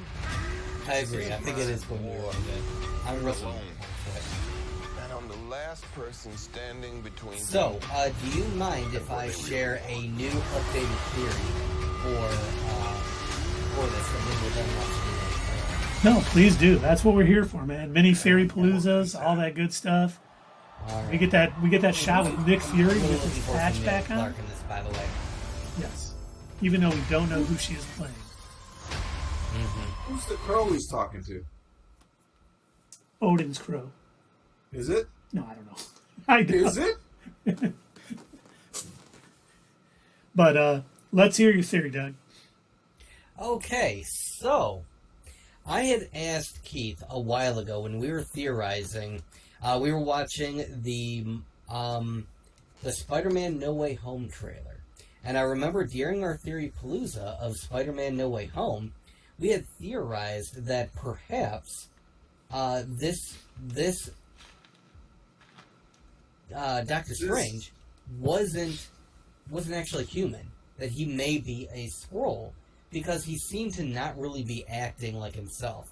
And that was kind of based on, at the time, you're sitting there thinking, like, there have been a lot of characters in the MCU that haven't really been acting themselves, and we were basing that off of Darcy Lewis not quite acting herself in WandaVision. She seemed, I don't know, a little Skrullish maybe. Sharon Carter. Aaron Falcon and the Winter Soldier. not Acting a quite little acting herself, acting a little Skrullish. So it only seemed to, fit with our ongoing theory that perhaps Doctor Strange was also maybe being impersonated by a Skrull. The only thing that held up our theory of that, at that moment in time, I'd ask Keith, is there any chance that Skrulls, now I know that they can copy powers, but can they also use magic? And we didn't really have anything in the comics to base it off of. We couldn't go back and say, oh yeah, Skrulls can use magic. So it didn't quite seem to fit at the time. However, there is an alien species that can both perfectly copy humans that they look at just like the Skrulls, and any other aliens just like the Skrulls. And they also fit the bill of invading planets, copying people in power, and taking over. But there's two minor differences between them and Skrulls. First, they look super weird. They're kind of monstrous, and they're red. But they can also use magic. And they are an alien species known as the Dire Wraiths. From the comics, they did the same thing as the Skrulls, but they never made their way, in the comics anyway, they never made their way to Earth. They ended up having to be fought off on another planet. They're invading another planet. But this is my theory. I think, because I feel like the MCU made a pretty big effort of showing the Skrulls as being allies, as being good guys. And I think what they're trying to do with the Secret Invasion, like they've done in a couple of other MCU movies, they aren't using the exact story from the comics. I think they're trying to twist it a bit and give us the MCU version. And my theory is that these are not necessarily Skrulls that are secretly invading. I think they are the Dire Wraiths. Because again, they're also shapeshifters, and they do it just like the Skrulls do. Now, Dave is reeling me in. Why are you reeling me in, Dave? Why? Yeah. Because our thoughts are a lot more creative than their writers. So you're coming up with that. There's no way they thought of that. They're just going to take that as a rogue set of Skrulls that decide that they've had enough and they want to invade Earth, and they're not on the same side as Talos, and that's why he's pushing, like, you can't do this on I'm your general, and then they're gonna be like, nope, we're gonna do it. So that's what I think. I know. I honestly think I love Doug's theory. I wish they would do that, because that would be pretty great. But I do think it's going to be something along the lines, some What a twist. some set of Skrulls that weren't treated fairly. Whatever planet they were on, they were run off. Galactus ate the planet. Who knows why they're driven off? But they're not. They want to take over the country secretly because they don't trust. They don't think they're going to be treated fairly if they come out as Skrulls. So they're going to do it this secretly. You two are probably right. I feel like that's probably what it's going to turn out to be. So that was valid? Oh. Yeah, that was a valid reason? I do not see my... I don't see my theory actually being real, but I like it, and I thought of... Because, again, it's just going back to what I was asking Keith before. Are there Skrulls that can use magic? And in a sense there are, because there is one thing that I did forget to mention.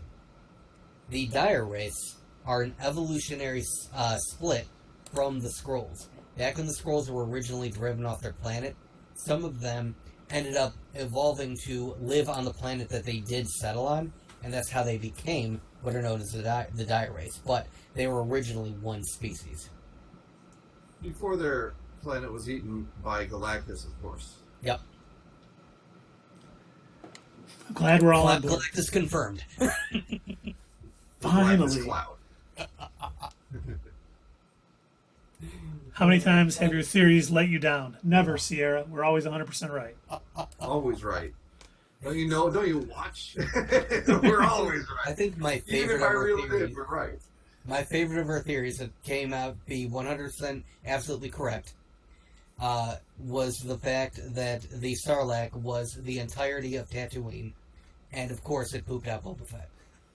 Just armor and all. Dave got that. Dave nailed that one. Yep. We still got Lucasfilm calling us saying, you guys must have an inside mole. No one else would have guessed that. We just theorized it. But they're still coming after us, but that's fine. We still have the theory that Harry and the Hendersons is going to get a sequel. And, it's going to happen. Holding out for that. And then Don Cheadle also talked about, thankfully, they finally teased Armor Wars. And he did say that is filming next year. So finally it's confirmed. I'm assuming it'll be a part of Phase 6, even though they didn't give us any new dates or projects for Phase 6. They did confirm a few things. Next, they talked about Loki.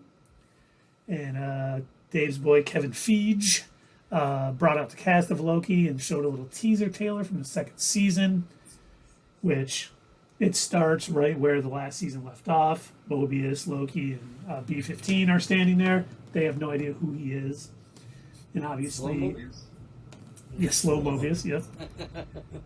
knock it off, Slow Mobius. And then Knock it off. they promised even more mischief. Because he's the god of mischief. So they promised more mischief. Oh. Good stuff. Comedy. Dude, are you at your drums yet, Dave? But And next they talked about Matt Shankman being the director of the Fantastic Four. You might remember him from such shows as WandaVision. Mm-hmm. They did not announce any of the cast, so we don't have that. We did get a new rumor today, or the other day, yesterday, Sunday, Saturday. We've talked about Henry Cavill coming to the MCU, and there's been a lot of rumors he's playing Hyperion in Loki Season 2. They've also talked about him playing the Sentry. There's a new rumor. This has not been confirmed. He is going to be playing Victor Von Doom. No. I'm hitting the brakes. Are you kidding? Yeah, no. That is a rumor. It has not been confirmed. That would be awesome. That would be an awesome casting. Seeing what he's done in The Witcher and some other things, he definitely has the acting chops, I think, to pull it off. I hope that one is true, but once again, it has not been confirmed. Do you think he would be the type of actor that'd be willing to wear a mask the majority of the time? Yes, because he is a fellow nerd. He talks about how he built his own computer and he plays video games all the time. And I think for that character, he would be willing to do it. I hope. Okay. Because it would be weird. I always thought, like, Spider-Man 3, not No Way Home, but Spider-Man 3 with Topher Grace as Venom, when they kept showing his face over and over again. I'm like, oh. Yeah, that was so dumb. Taking me out of it there, guys. But... There is some more casting news I'm assuming you're going to get to that I wasn't so excited about, but go ahead. Well, what is it? The Nova casting, if that's correct. Nova was not announced cast. Who are you Oh, hearing? okay, the Ryan Gosling thing. Yes, that was not announced. Nothing on Good. Nova was even announced, so they haven't announced if it's a show, a movie, if it's actually coming, or who's playing them. So that was not announced. Sometimes what I throw in Slack, Dave, is just rumors that I read somewhere, and they could come from the worst sources. Maybe you were just making it up. I don't know. Wait a minute. Keith, you're the one behind the Everything Always channel. Oh no! How'd you guys figure that out? I mean, no, I'm not. Awesome. Take it back. Next, we saw Echo, which is coming out next year. Vincent D'Onofrio as the Kingpin. Quiet Cox reprising a role as the title character. They didn't show footage. They said it was a lot different than what they expected. Vincent D'Onofrio was wearing a patch to show that he did musical? survive. It got it. Please no. Well, she's tough. I mean, we've got a thing with a musical. to He mention could in a do little this bit. all day. There you go. I'm glad we missed that. Oh I my know. god! That was worth not going to D23. Ugh. And then it was kind of funny. After Echo was done, Vincent D'Onofrio was like, "Hey, I'm not leaving. I want to talk about my show." And then Charlie Cox comes out and goes, Yes. Do you I mean love my seeing them show? on stage together. Love it. That and was so good. they talked about Daredevil Born Again. They talked about Daredevil's role in She-Hulk. Obviously, no footage was shown because it hasn't even started filming yet. But Charlie Cox did say this is not Daredevil Season 4 from Netflix. This is something different. Oh. Good. And then Vincent D'Onofrio, I think he heard or sensed that the crowd was kind of like, oh. But he said, hey, this is going to, knock your socks off. It isn't Season 4, but this is going to be, amazing. So hopefully he's right. It's post blip, so they can do anything, Yeah. which is great. And Born Again's a perfect name. Yeah, I hope, but I hope they don't try to reboot it too much, and I hope they don't try to do his origin story again, because the way that they illustrated both Kingpin's origin story in Daredevil and Daredevil's origin story were so good. They were so perfect for those characters in those episodes. I love them so much. I don't think it's like a total reboot. I think what it is like, he like in the comics, like he loses everything and has to work his way back. That's what they mean by Born Again. Okay, all right. I'm hoping that's the case, and I'm hoping this is sort of like, okay, I apologize for mentioning this, Oh no. but I hope it is not a situation like Wonder Woman 84, where they came on screen and insisted in front of a live audience for reasons I will never be able to understand. You guys, Wonder Woman 84, it is not a sequel. You don't work. This is its own thing. It is not a sequel. Guess what, guys? It was kind of a sequel. And it was a It bad was a one. sequel. Yeah, I just think they're When- trying to say this is a different universe, Daredevil. Okay. It's going to. I don't think they're. Well, actually, I do, and I hate to say it. Big spoiler alert. I hope I don't burn my source for letting me know this. The cast of Rogers the Musical is going to do Daredevil's origin. It'll be a sing-song to start out Born Again. So it's going to be great. No. I kid. But, I mean, they're hyping this show a lot. They're talking about it already. It's 18 episodes. The fact that they know it's 18 episodes kind of, I think, guarantees at least they have most of the scripts done, or at least the outlines. So I hope, Vincent D'Onofrio is a pretty great, he's a great actor. And I hope that he's just not blowing smoke up our butts, saying it's going to be great. I hope he really believes in it, because that'll go a long way to making that show good. He's And made a lot of good material for his career, so he knows what's good or bad. yeah, I think so. And then next, we got Captain America New World Order. We found out, well, obviously, Anthony Mackie is going to return as Captain America. Danny Ramirez, who played the one kid who thought Captain America was on the moon from the Falcon and the Winter Soldier, who I hope becomes the new Falcon in this show. Carl Lumbly, who was the old Captain America, is going to be in it. And then the huge, as Isaiah Bradley, I should say, and the big surprise, Tim Nelson is coming back as Samuel Stearns, a.k.a. the leader. Nice. Very cool. Because you don't remember who he is? Who was he, Keith? he was helping the Abomination, Emil Blonsky. I confuse characters and actors all the time. He was helping him get some of the Hulk's blood, and that's what turned him into the Abomination.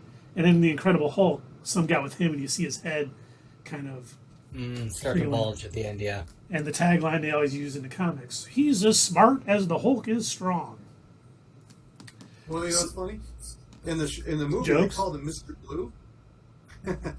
They called him Mr. Blue, which, of course, puts this in the same universe as Reservoir Dogs. Yep. Why do I got to be Mr. Pink? Can I be Mr. Brown or something? Mr. Brown's doing a job at another town. You're Mr. Pink. But Yeah. because I like to do my research, and I was shocked, and I have never read this, but I was looking up because I'm like, okay, why are they calling it New World Order when the leader is involved? And there was a run in the Incredible Hulk. The New World Order was an organization that was founded by the Red Skull, and he had another plot to take over the entire world. Yeah, I was hoping nobody caught that. The organization structure of the agency is mostly unknown, although it appears to be founded by supervillains for the most part. So basically, it looks to me like the leader is taking over the role of the Red Skull. Oh my God, the Red Skull Hey, do it again. from this. I wanted so badly not to Who's do the it. scroll now? And yes, to answer your question, Sierra, that would be amazing. If you think it would look good, I will give it up to you, the artist. Wait, or should I make you a squirrel instead? Oh God, no! He's not Squirrel Girl. I am not Squirrel. Have you seen who they were going to make the live action Squirrel Girl? She's pretty hot. Yeah, the AT&T girl. Yeah. Okay, let's see. Have you read Yeah, Never 8 years Would ago. Have Made It, The Rise of Tyler Perry? I have not. Oh, she said Skrull. Oh, scroll. Oh, She must have been using talk to text or something. You guys, I'm not a scroll. That would be awesome, Doug. I noticed you said scroll, not scroll. I am a human who likes to do human things. You know, like eating and wearing green with skin. pointed ears. Come on. Ask more. Doug is a carbon-based humanoid who likes to do Yeah. human things. How dare you imply otherwise? Carbon-based life forms are a threat to all life throughout the galaxy. And wherever we find it, we cure it. Okay, that's your third Rick and Morty reference. Yes. But think about this. If the leader became the leader way back in The Incredible Hulk, and we're 10 years later, I'm hoping that his backstory is him being smart enough to lurk in the shadows and not come while he's amassing all of this power and any technology that he's building. I hope they really do the leader justice and make him just, and this isn't his only sort of, he may even, not be defeated by Cap, and we may see the New World Order also be the villains in the Thunderbolts. Mm-hmm. Because for all we know, he's going to recruit the Hood. He could be recruiting supervillains all over the place. So it'll be interesting to see how they handle that time gap. Because for the Abomination, it was easy. He's in jail. They didn't really have to do much. But for a guy who's as smart as the leader, if he has, all those years, a decade to plan, he could be extremely powerful and extremely hard to beat. So I'm hoping they do that He's been under justice. the radar this whole time. Yeah. Knowing he should be, knowing not to reveal himself, or they're going to come, the Avengers are going to come put the hammer on him. Well, we don't want him to reveal himself. I mean, that's illegal. True. Then he would be a sexual predator. It'd be horrible. But next, we got the Thunderbolts announced. And we got the cast. So we got Julia Louis-Dreyfus as Valentina Allegra de Fontaine. David Harbour as Red Guardian, which was interesting to me. Interesting. Hannah John Keeman as Ghost. Olga as Taskmaster. Wyatt Russell as John Walker, the U.S. agent. Florence Pugh as Yelena Belova. And Sebastian Stan as the Winter Soldier. And I don't understand that. I saw that cast announcement and I'm like, I don't get why he would join the Thunderbolts. That makes no sense for his character. I have a theory. Okay. I think I know what their mission... Yeah, get it ready. I think I know what their mission might be, or at least the framework of it. Okay. Because as soon as Red Guardian was announced, I'm like, that's kind of weird. Why is he a part of it? And there was one plot thread from Civil War that they haven't really fully resolved. The super soldiers that Zemo ended up killing in Russia. If they did have more satellites where they were making these, more than one base where they were doing it, it might be the Thunderbolts' job to go find those and take them down. And that's why we got Red Guardian. That's why they have so many super soldiers. That's why they've got Red Guardian. That's why they have U.S. Agent. And that's why they have... the Winter Soldier. All people who have ties to it a little bit. And I think that's the only thing that makes sense. And they have to probably work not only in Russia, but the United States. So they need a team compromised of basically, people from both countries. And that's what I think is going to happen. Obviously, that's a long ways away, and they may not do it. But it makes the most sense to me. I'm going to pump the gas on that theory, but I think that does hold up. Wait, pump the brakes or pump the gas? Pump the gas. Nice. I'm going to let it go. I'm going to let it go. I'm going to let it slide because here's the thing. That is the first thing that I've heard that actually made some logical sense because I was looking at the lineup and it didn't make that much sense for me. I thought for sure that they were going to basically try and do a Dark Avengers or an alternate Avengers, and I'm like, well, that's weird. They've got, half the cast of the Black Widow movie in here. They've got, friggin' Winter Soldier. That didn't make any sense to me. I'm like, that doesn't make sense for his character to be a part of the Thunderbolts. First off, he hates U.S. Agent. Second, That's what I was going to say. Yeah, he hates U.S. Agent, and then also on top of that, it doesn't make sense for the growth that he had in Falcon and the Winter Soldier to suddenly be on a team like this. I do think it'll be... Now he's being almost like a contract killer again. Just because he's in it doesn't mean he's a bad guy, though. I'm hoping they don't take that step back. And I hope he does it begrudgingly. Like, okay, I do need to help. I was a part of this. We need to stop this before, because they even said how these soldiers can go in and destabilize a nation and all that stuff. Okay, right, yeah. All right. I've got a theory to add on to your theory then. Excellent. Okay, all right. What if he is not originally a part of the Thunderbolts? What if he's investigating this on his own because he's a bit of a loner, he does shit on his own, and he just happens to work with the Thunderbolts begrudgingly? What if he wasn't actually recruited into the actual Thunderbolts team? No, I can see that. I think that would make a lot of sense. I'm not reeling that in. We had a lot of people as soon as it Remember, was it's a movie. They don't have a whole lot of time to expand on it. Yeah, that's true. They've got 4 hours. Oh, yeah. In 4:3 sepia. And black and white. But I do... Oh my God, what was I going to say? Damn it. Oh, and everybody speaks French. Yes. Yes, all translated. But one thing Kevin Feige did also sell, it says, it tells you all you need to know about the Thunderbolts when the beloved Winter Soldier is the most stable among them. Yeah. Oh, God, yeah. So no Red Hulk, though. See, that's what I was, I was like, huh. He hasn't been announced yet. Doesn't mean he's not going to be in it. Oh, is this a bit of a tricky trick? I think it might be. Because if the leader, who we know has dabbled in gamma-radiated blood to power up people, we could see Red Hulk in Captain America New World Order. We could see him... If they recast him like we thought, that perfect casting of Sam Elliott, I mean... I could see them CGIing him into a big old Red Hulk and still talking with that voice. Yeah. How hilarious would that be? Well, partner, it looks like it's the end of the line for you. We take that. Alt smash. See, Sierra asked, do you think they're going to make a Hydra Captain America? I think they won't do a lot on it, but I think in Secret Wars, if we're seeing the multiverse kind of explode in a bunch of different realities, we may see a evil, Captain America, the Hydra Captain America. I reeled that in already. In one of the games that they had announced on either Friday or Saturday, where they had Hydra Captain America? Oh, I think that was for Marvel Strike Force.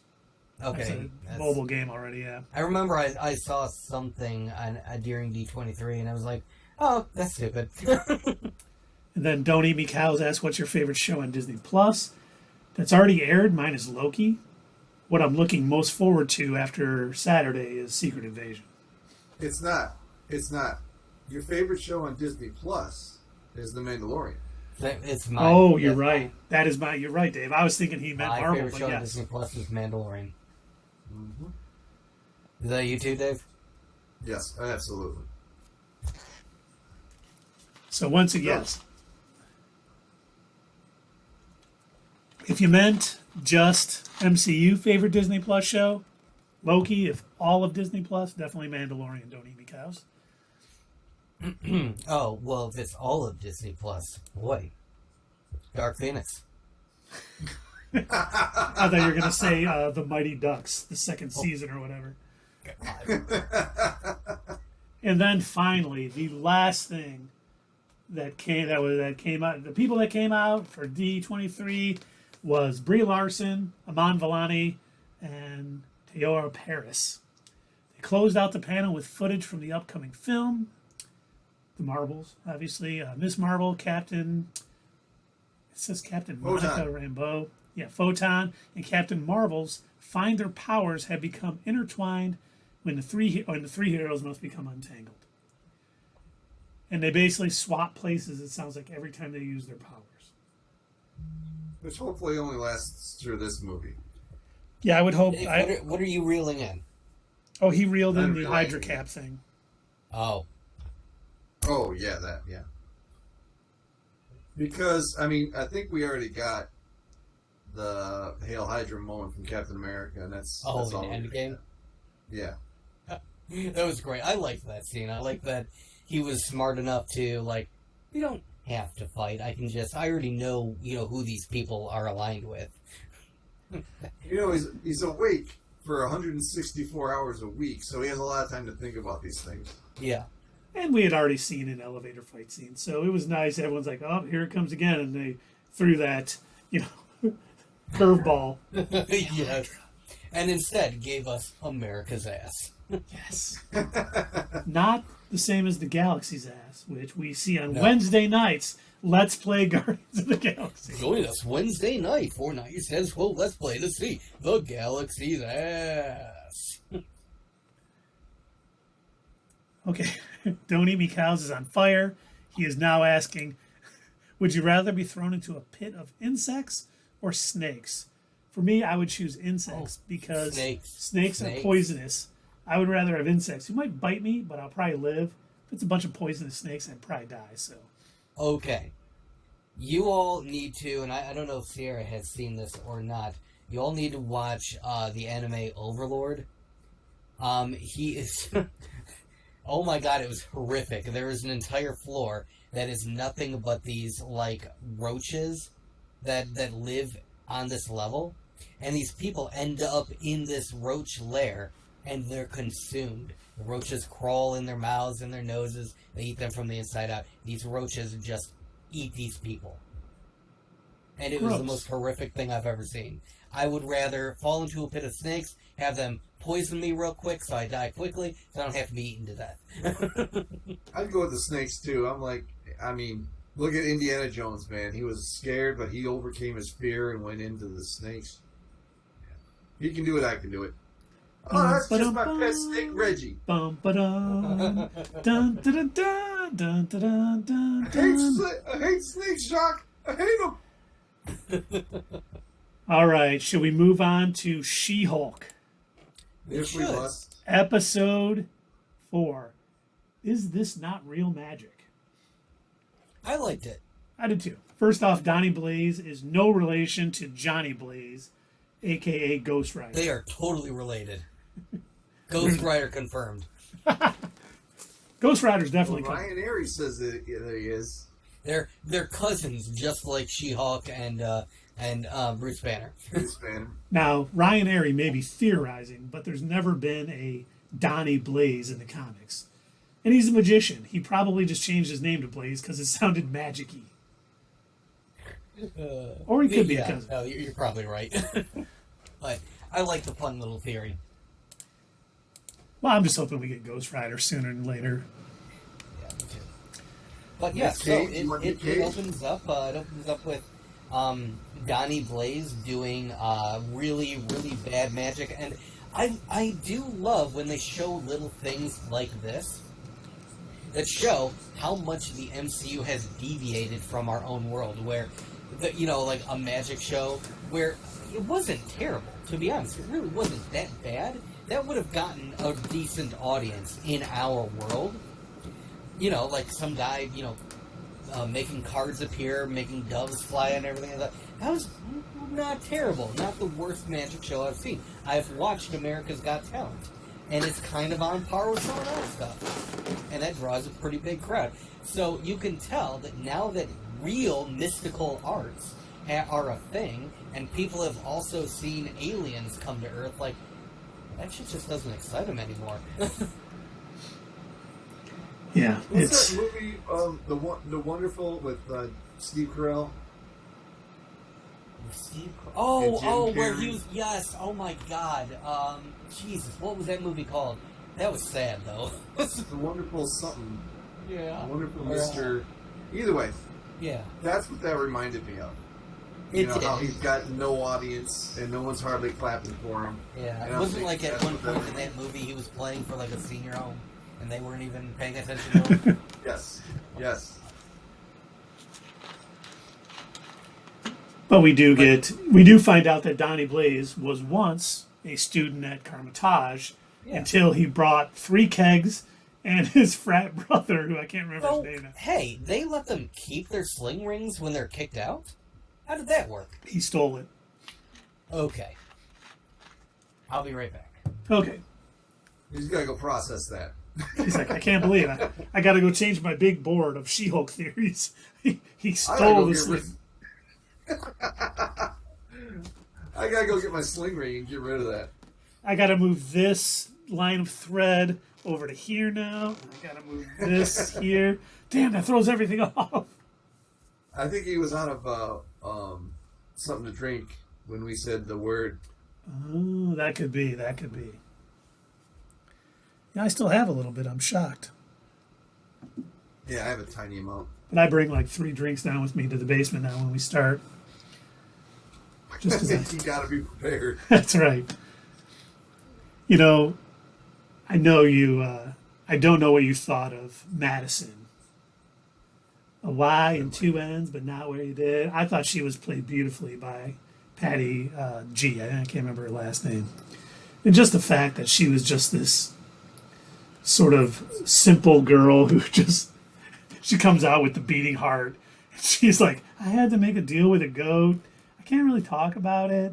And See, that's just like the same drunk girl they've been using for laughs. The character, I mean. That same character they've been using for laughs in movies and TV shows for like 40 years. That's why I didn't think it was funny. It was just the same thing rehashed. But it was done well. If you say so. For me, once again, it's all subjective. If you didn't find it funny, I'm not going to say, like, you're wrong.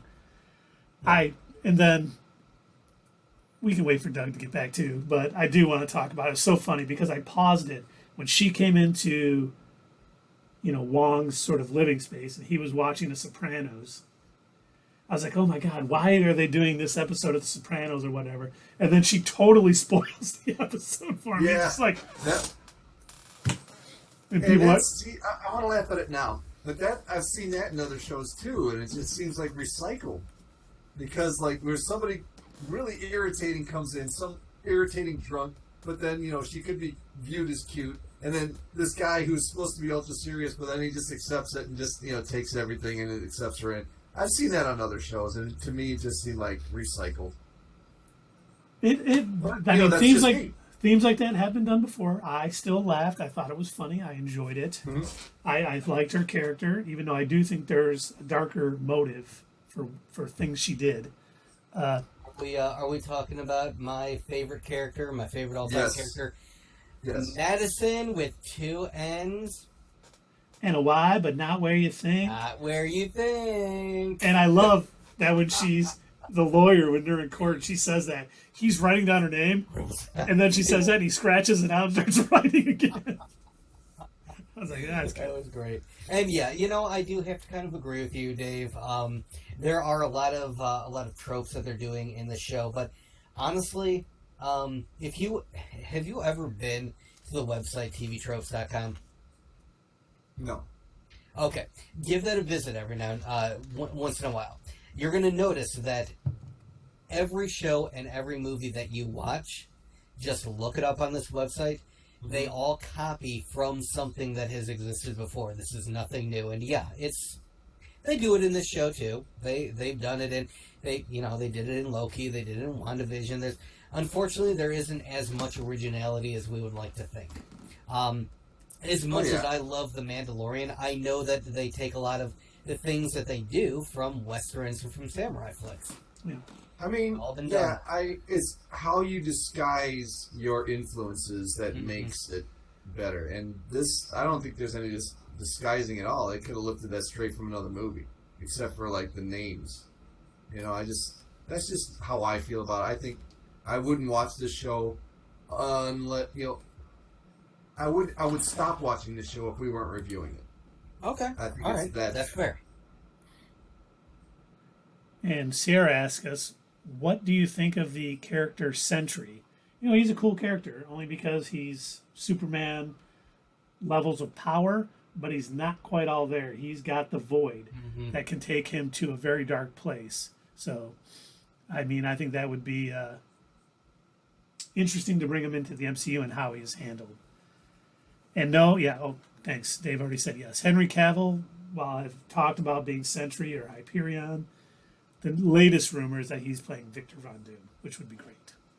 But back to She-Hulk. I do want to bring up the one part that I laughed at when first, once again, kind of going down that path, I think, that Dan Slott's comics had, where Jen Walters is kind of, I don't have any fun, yada, yada. She made her dating app.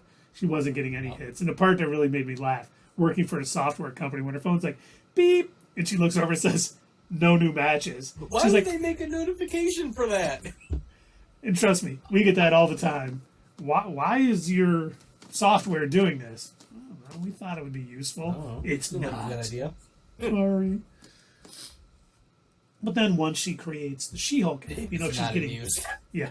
She's getting... I didn't know if he froze there for a minute. But she's getting tons of hits, and it's all these guys, and, she's going on a ton of bad dates. And I love the one guy who was like, oh, you're quite the specimen.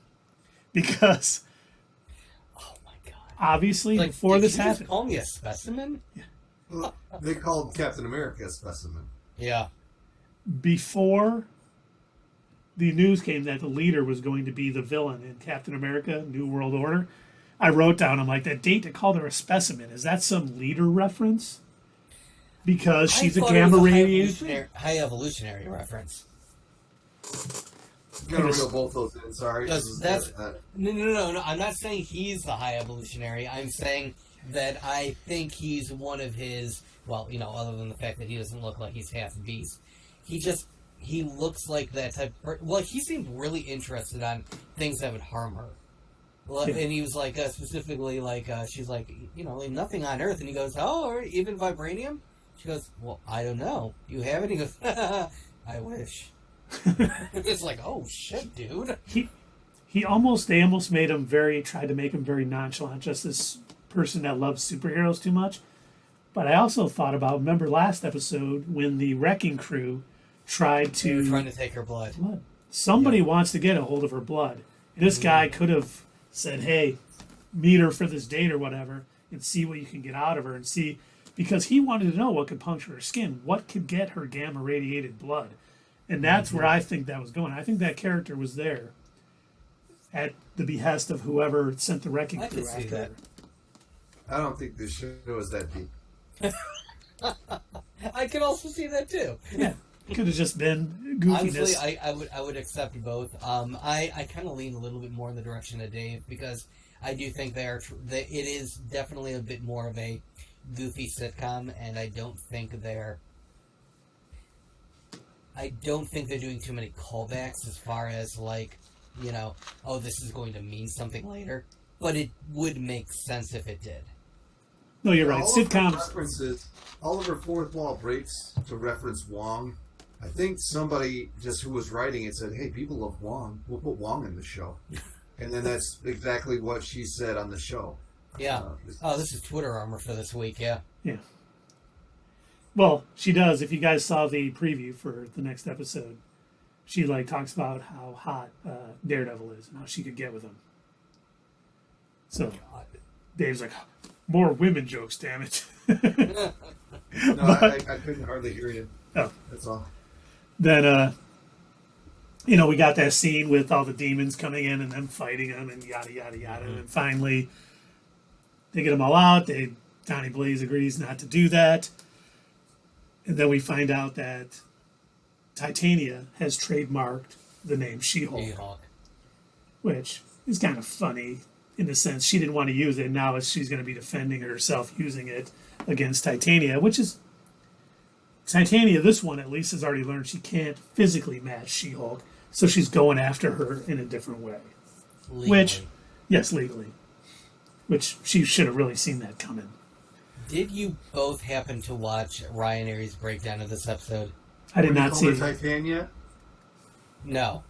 Oh. No, he brought up something interesting about that, about the lawsuit that I did not know, and I have to lean towards, I think this is probably what they were doing, since a lot of times they do like to poke fun at certain things. He mentioned that when the Incredible Hulk series was on the air, that CBC was really impressed with the ratings that they were getting and how well it was doing. And this was at a time when Marvel wasn't doing as great. They're kind of selling off a lot of properties and everything. Are you talking about the show, The Incredible Hulk? The show, The Incredible Hulk. With Bill Bixby? Yes. So they were impressed at how well it was doing. And this was prior to a She-Hulk even existing. She did not exist in comics yet. So, they were talking about creating and copywriting She-Hulk to make a spin-off series. Marvel heard about this and said, absolutely not. And they released the first issue of She-Hulk in order to copyright it and get it before CBC could. I Or not never CBC, heard that story. CBS. And I ended up looking it up, and that is true. That is exactly what they did.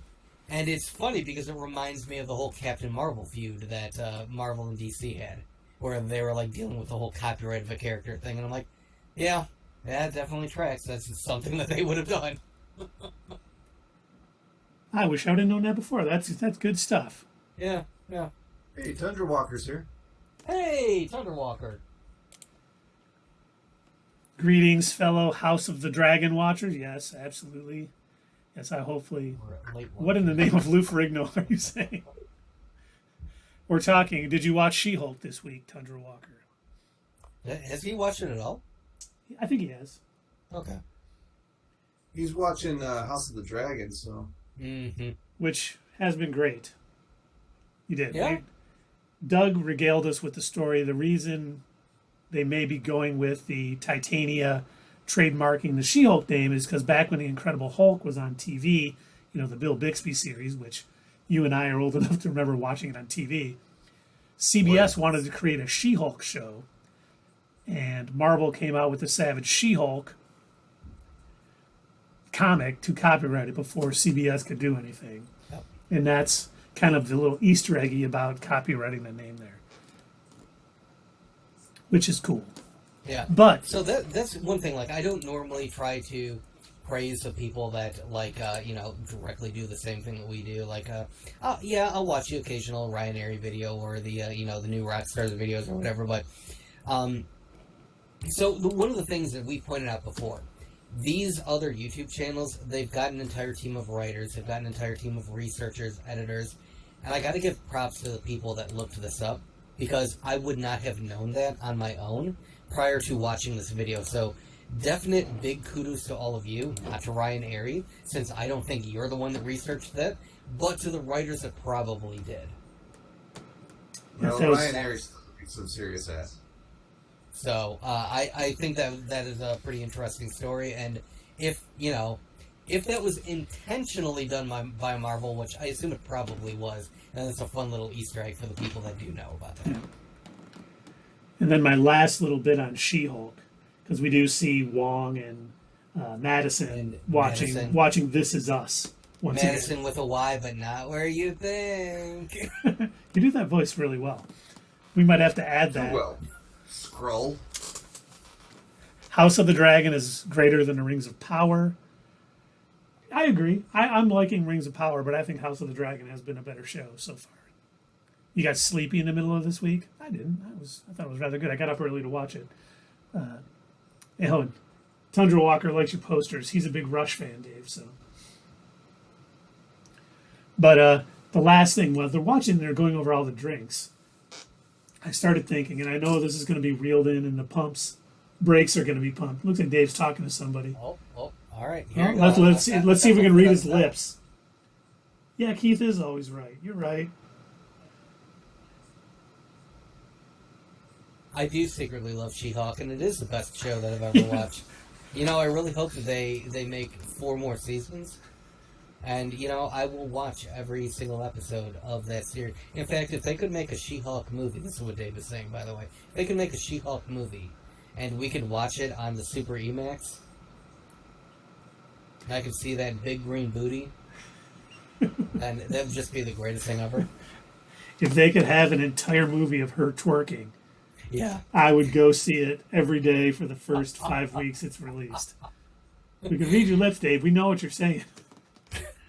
Let's see. What is the origin of the Blue Beetle? Are you talking about... I forgot both their names now. Oh, the origin of the Blue Beetle wasn't actually Jaime Reyes. It was... oh my god, what was his name? Ray something, I thought? Jaime Quirk. He played catcher for the Kansas City Royals. No? Okay, different guy? It was, oh my god. The original Blue Beetle was a guy who had found the scarab, and he ended up devising he wore a blue trench coat and blue hat, but he didn't. Not Ted Cord? Ted Cord, yes. It is Ted Cord. Ted Cord, yes, that's it. So, yeah, he never actually let the scarab attach to him, and therefore he never had the mech suit like what Jaime Reyes does. Also... Dave, I don't know if you knew this, or Keith. Which one of you watched Venture Brothers? Was it you, Keith, or Dave, or both of you? I never watched Venture Brothers. Oh, neither of you. Okay. So, in the last season of Venture Brothers, the bad guy that is always bugging them, he goes by the name of the Monarch. He ends up finding out that his father was a vigilante that went by the name Blue Morpho, which is basically a combination of the Green Hornet and the Blue Beetle. The same costume and everything. It was hilarious. I was watching and I'm like, okay, I see what you did there. Like, they do that a lot in that show. And Don't Eat Me Cows. Have a good night, Don't Eat Me Cows. He's heading out. See Tundra Walker. I think it existed before DC, and I think he's right. Keith's next door neighbor had some really old comics. Yeah, I think it did too. But yeah, the original Blue Beetle had nothing to do with like the mech suit and laser guns and he had discovered the scarab, and that's why he decided to name his vigilante self the Blue Beetle. But it literally he wore a trench coat and a mask. That's it. Like, I don't. Well, he had a uniform too for a while, but yeah, it was all technology. It was all stuff he, invented or whatever. But my last little thing, and I hope Dave doesn't go on another tangent about how much he wants She-Hulk to have a movie with twerking interludes every 5 minutes. We were reading your lips while you were talking to your dog. Jacqueline got home, so. But while they're watching This Is Us and talking about what drinks they've had and yak milk and everything, the fact that she had to make a deal with a demon that she couldn't talk about, I don't think it's a coincidence that she's buddying up to Wong. And I think Wong is hopefully smart enough to realize this, that the demon may be trying to use her to get at the Sorcerer Supreme. But once again, this is more of a sitcom show. And the one rule of sitcoms that Jerry Seinfeld always says, the characters can never learn anything. So we may have that. But I just thought that was odd that, she's buddying up to the Sorcerer Supreme. Seems an odd coincidence. I don't like coincidences. Well, I will say it.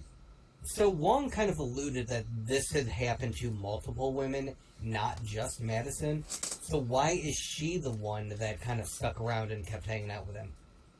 Yeah, she's the goofy drunk who liked Sopranos. And is she the only one who made a deal with a demon? Right. Well, I think his name is Jay. By the way. I would expect. Okay, in a sitcom, I can totally see a demon having a super mundane name like Jake. But I do think it is a little weird, like in the world of the MCU, that they would have, like, it wouldn't be a Mephisto or something like that. Like, I could almost see. I'm kind of surprised, unless they were told they couldn't do this, that the writers of She-Hulk weren't like, okay, let's totally troll all the people watching this and let's just put in a big Mephisto reference, like right there, but we're not going to do anything else with it. We're just going to say, his demon named Mephisto made me make a deal, and then no more, nothing. We're not going to even... By now, if they did that, there would be a revolt. I know. I can see them doing that, but I'm wondering if, if Kevin Feige was like, we got plans for him, you can't do that. Wait, Tundra, I was going to post that it's no surprise. You spoilers love her. Wait, who do we love? Madison? Doug and I do. I don't love her. DC bought the rights in 1983. Charlton Comics, I was going to post that it's no surprise you spoilers love her. Okay. Yes, we do. Two out of three love Madison here. Yep. You spelled it wrong, Brian. It's two N's and a Y. But it's not where you think. It's getting late, but should we talk about Rings of Power or House of Dragon, or should we save that for another night? We should save it for Wednesday because I haven't had a chance to catch up yet. Okay, I think that's fair. It's we're at our 2-hour mark. It is a work night. We're all getting tired. That's weird. I don't. It feels like this went by quicker. It was a lot because we had so much more like interesting stuff that that actually happened that we talked about. Yeah. It does help when we have a lot. Let's see. Everyone has sex or dies, Dave. It's not rocket surgery. It's true. I had a shirt that said that. It's not rocket surgery. It was a doctor operating on a missile. It was funny. But hey, thanks everybody for joining us tonight. We love talking about it. Tons of stuff from D23. Not as much as we thought was going to come, but hey, it was still a lot of good information. But don't forget, add us at Twitter. Leave that comment down below. We will see you next time on Not Your Status Quo.